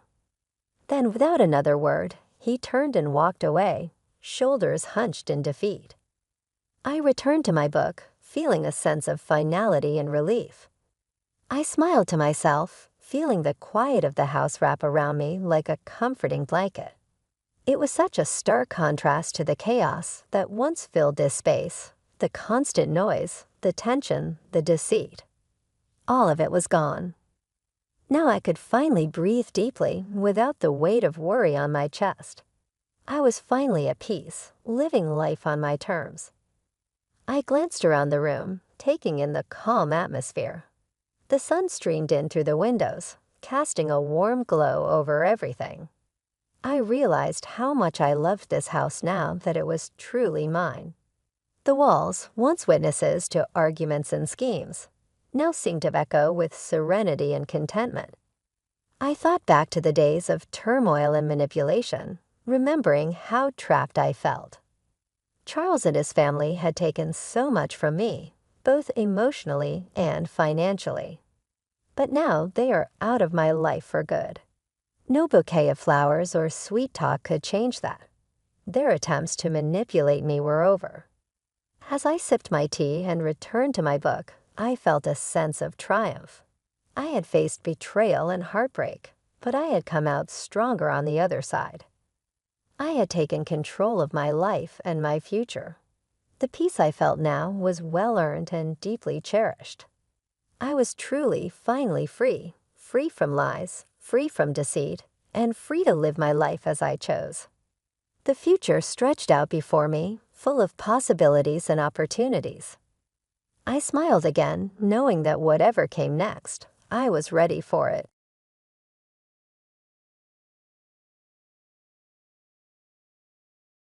Amidst grappling with the profound loss of my mother, my world was further shaken by William's unexpected announcement. He approached me with an unsettling smile, declaring his intent to leave our shared home to his parents if I disagreed with proceeding with a divorce. His words struck me like a lightning bolt, revealing a stark truth. My feelings for him had completely evaporated, replaced by growing resentment towards William and his family. With cold indifference, I retorted, hinting at the regret he might face, only to be dismissed by his carefree laughter. He confidently handed me the divorce papers, his grin never fading. It was in that moment that I vowed to stand my ground, refusing to be belittled or underestimated by him any longer. With determined spirit, I accepted the papers and made my exit, heading straight to my uncle's home for refuge the following day. With my uncle's support, I confronted my now former in-laws at their grand estate. My sudden absence had sparked confusion, with accusations of neglecting my supposed duties as a housekeeper, a role they mistakenly believed still bound me. I corrected them with finality. I was no longer William's wife. Having finalized our divorce, William was visibly shocked, silenced by the reality of our severed ties. My uncle, a seasoned lawyer, interjected to address legal matters, underlining the seriousness of the situation. My story begins as Sarah Brown, a 33-year-old woman who had climbed the corporate ladder to a managerial position. Thanks to the unwavering determination instilled in me by my mother, raised by a single mother who built a business empire from the ground up, I was taught the value of hard work and the importance of financial independence. My mother's legacy was not just her business, but her belief in living a fulfilling life, a mantra she repeated as a tribute to both herself and my late father. Life had its demands, but my family's support, especially from my uncle, eased the burdens. Our household ethos was self-reliance, pushing me to pursue my goals diligently. This drive led me to meet William at work, whose initial charm and zeal won me over, leading to marriage. However, our relationship, devoid of children, had settled into a routine existence. One particularly late work night highlighted the growing rift between us. Returning home exhausted, I was met not with understanding or comfort, but with William's impatient demand for dinner. This incident, among others, painted a clear picture of our deteriorating relationship, culminating in the pivotal moment of our divorce. Through these trials, my resolve has only strengthened. Guided by the lessons of my mother and supported by my family, the journey from grief to asserting my independence has been challenging but essential in rediscovering my worth and the direction of my life post-William. After a long day at work, I arrived home to find William sprawled on the couch, engrossed in his phone, barely acknowledging my presence. Despite my earlier heads-up about coming home late and suggesting he dine without me, his response was as if hearing it for the first time. "Oh, did you say that?" he remarked casually, ignoring my efforts to remind him. His laid-back attitude irked me, especially when he lazily insisted I hurry up and prepare dinner for him. William's attitude towards work and home responsibilities has always been lackluster. Unlike me, who has climbed the corporate ladder to secure a managerial position, William seems content with his minimal-effort job, showing little ambition to advance. This disparity in our professional lives has often led me to wish he'd contribute more at home. Yet my requests fall on deaf ears as chores remain ignored, and his personal messes clutter our living spaces. The early days of our marriage painted a different picture, with William showing more care and actively participating in household duties. However, as time passed, his enthusiasm waned, revealing a stark contrast to the man I married. Tensions escalated when he insensitively hinted at our childlessness, attributing the blame solely to me, despite both of us facing challenges in this regard. His cruel words stemmed from a place of insecurity and jealousy over my career success, projecting his frustrations on me. Our argument that evening left a bitter taste, with William retreating to bed in a huff, skipping dinner. The silence of the night was filled with my reflections on our strained relationship as I heated up some food alone the next day, my rare day off. I woke up to find William absent, likely visiting his parents, a thought that allowed me some peace. I chose to spend my day visiting my mother in the hospital, who had been overexerting herself to the point of collapse. Despite her condition, she remained devoted, even from her hospital bed. Our conversation provided a welcome distraction from my own troubles, focusing on lighter subjects like the picturesque view outside her room. However, the peace was short-lived as a message from my mother-in-law appeared, her tone accusatory. When I returned her call, she criticized me for neglecting William and prioritizing my mother over him. Her words were cutting, colored by the expectation that as a wife, my career and personal achievements should not overshadow my duties to William. This interaction starkly reminded me of the ongoing challenges I faced, not just in my marriage, but within the dynamics of our extended family. The expectations placed on me, coupled with the disregard for my own well-being and aspirations, pointed to underlying issues that needed addressing. My journey, marked by professional success and personal struggles, continues to be a delicate balance of meeting expectations and seeking my own happiness amidst the complexities of relationships and societal norms. As I ended the call with my mother-in-law, her harsh words about our infertility and her desire for me to prioritize William above all else lingered in my mind. She never seemed to grasp the importance of allowing her adult son to make his own decisions. It was disheartening to witness William consistently seeking refuge behind his parents, a behavior that saddened me deeply. Brushing aside my frustration, I noticed my uncle approaching.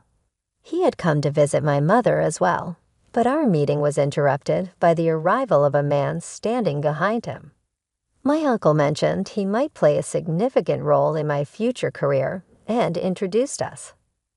"This is Ryan Richard," he said, and we exchanged business cards. After Ryan entered the hospital on my uncle's instruction, I confided in my uncle about the phone call with my mother-in-law, expressing my dismay over William's lack of responsibility and his mother's unjustified accusations. My uncle's concern deepened as I recounted the ordeal, advising me not to burden my mother with these worries. Our conversation was abruptly cut short by a sudden emergency. By the time I returned to the hospital, my mother had unexpectedly passed away. The shock left me numb, struggling to grasp the reality of her absence. Ever supportive, my uncle stepped in to handle the funeral arrangements. Amidst our mourning, I overheard a conversation that brought me back to reality. William and his parents, seemingly oblivious to the somberness of the occasion, were discussing the inheritance left by my mother, who had been a successful CEO. Their insensitive remarks about moving on from their modest living conditions, assuming the inheritance would naturally come to them, deeply upset me. Furious at their audacity, I demanded they leave. My uncle promptly intervened, ensuring they were escorted out despite their protests and insults. He reassured me of his support, offering to help sever ties with William and his family if I chose to. In the aftermath, returning to the home I shared with William was unthinkable. Instead, I sought refuge in the mansion inherited from my mother. This house, lovingly designed by her, was filled with cherished memories. It was here we planted flowers together, played hide-and-seek, and shared precious moments. Despite her busy schedule, the mansion now mine stood as a testament to her love and our life together. It offered me solace as I contemplated my next steps, surrounded by the legacy of a woman who taught me the value of independence and strength. When my mother was still with us, she often spoke about the importance of independence and making my own choices. Now facing a turbulent chapter in my life, her words echoed in my mind, urging me to stand firm. During these reflections, the doorbell chimed, interrupting my thoughts. Expecting it might be my uncle, who had a habit of dropping by unexpectedly ever since I was young. I opened the door without hesitation. To my astonishment, William, accompanied by his parents, greeted me with an air of entitlement.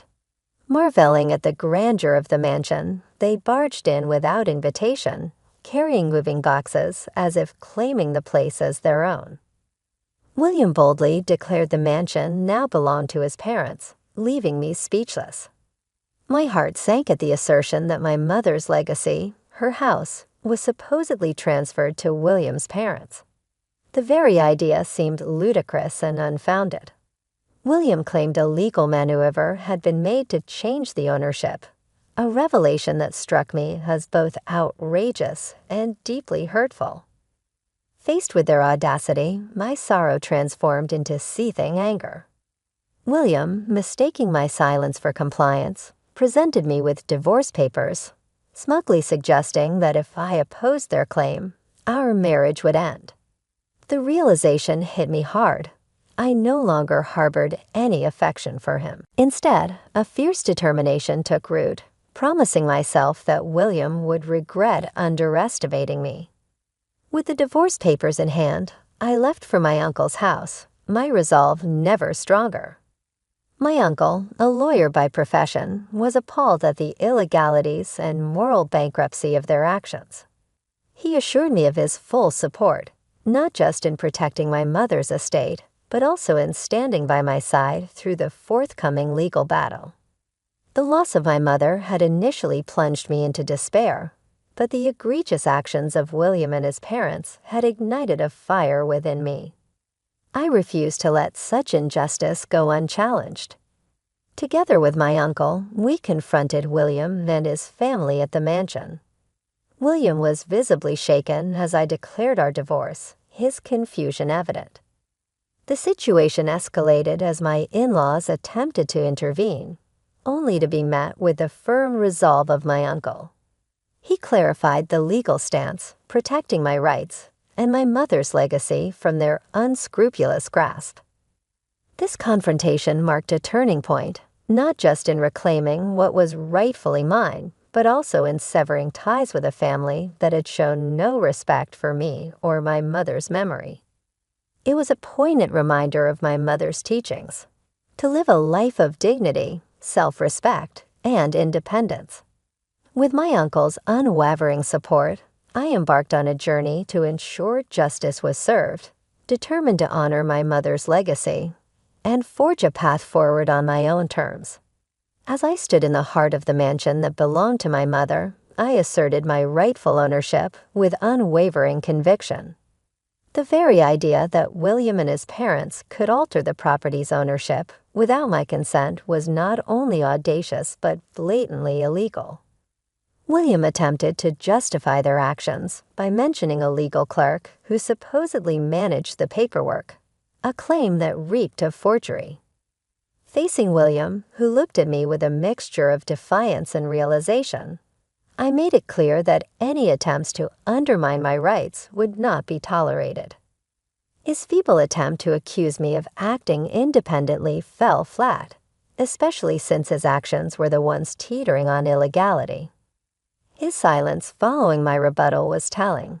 It was evident he lacked the courage to confront the truth of his own inadequacies. William, in a desperate bid to hurt me, brought up my fertility challenges. Yet the irony was palpable. While I faced obstacles, there remained hope for me through medical treatments, a hope that William, due to his own circumstances, did not share. This fact highlighted the futility of his attempt to belittle me, especially when his own situation was considerably more definitive in its limitations. The confrontation reached its peak when I reminded William of the significance of the memories I held with my mother in this house. Overwhelmed by the weight of his actions and words, William could only lower his head in surrender. My uncle, meanwhile, had managed to silence William's parents, making it clear that their presence was no longer welcome and that they should brace themselves for the consequences of their audacity. Their attempt to infringe upon a space filled with cherished memories, only to face our united front, was a mistake they would come to regret deeply. It was during this tumultuous time that I learned of my mother's foresight. She had sensed the brewing storm in my life and had enlisted my uncle's support to protect me, knowing well that I would hesitate to burden her with my woes. Further investigations unveiled William and his family's premature celebrations over claiming my inheritance upon my mother's passing. However, their schemes crumbled with the revelation of my mother's will, meticulously prepared and entrusted to Ryan, a trusted friend introduced by my uncle. The will unequivocally stated that everything she owned was left to me, granting me full autonomy over the mansion and her estate. William's demeanor changed drastically as the reality of his situation dawned on him. In a last-ditch effort, he pleaded for my mercy, revealing the extent of his recklessness. His confession laid bare the truth of his financial ruin, brought on by extravagant nights out and irresponsible spending, which led him to sell both his home and his parents' house to cover his debts. His plea fell on deaf ears. The revelation of his actions, compounded by the betrayal of attempting to usurp my inheritance, solidified my resolve. William's problems were of his own making, a bitter harvest of the seeds he had sown. As I faced the aftermath of his deceit, it became clear that the path forward was one I would walk without him, safeguarded by the love and foresight of my mother, and supported by the unwavering loyalty of my uncle. Once married to William, I found myself at a crossroads, no longer his partner, but a woman forced to confront betrayal. William faced a stark choice: deal with the legal repercussions of his actions or attempt the impossible task of repurchasing the mansion for $5 million, a sum far beyond his reach after liquidating assets to barely cover his debts. As I regained control of the mansion, I discovered the theft of personal keepsakes, an act William's parents tried to dismiss by blaming it on their desire to sell unwanted items. Their audacity provided even more fodder for legal action against them. In the fallout, William and his family found themselves drowning in financial ruin, exacerbated by my decision to remove William from the company now under my leadership. The drama escalated when William's father, blinded by entitlement, demanded retraction and compensation at the company, only to be escorted away by the police. My uncle, and I could only look on with wry amusement at the spectacle of their downfall. The revelation that William's cousin, a legal clerk, had orchestrated the fraudulent transfer of the mansion's ownership further tangled the web of deceit. His actions, driven by familial loyalty and personal vendetta, ultimately led to his professional and social ostracization. The ripple effect of his malice left William's family isolated and embroiled in internal conflict, a situation from which I chose to detach myself entirely. With my uncle's unwavering support, I made the difficult decision to sell the mansion. Though it was a place of cherished memories with my mother, the events had sullied its significance. Its vastness felt overwhelming for a single occupant. The sale was swift, with the mansion finding a new owner seeking tranquility in their twilight years.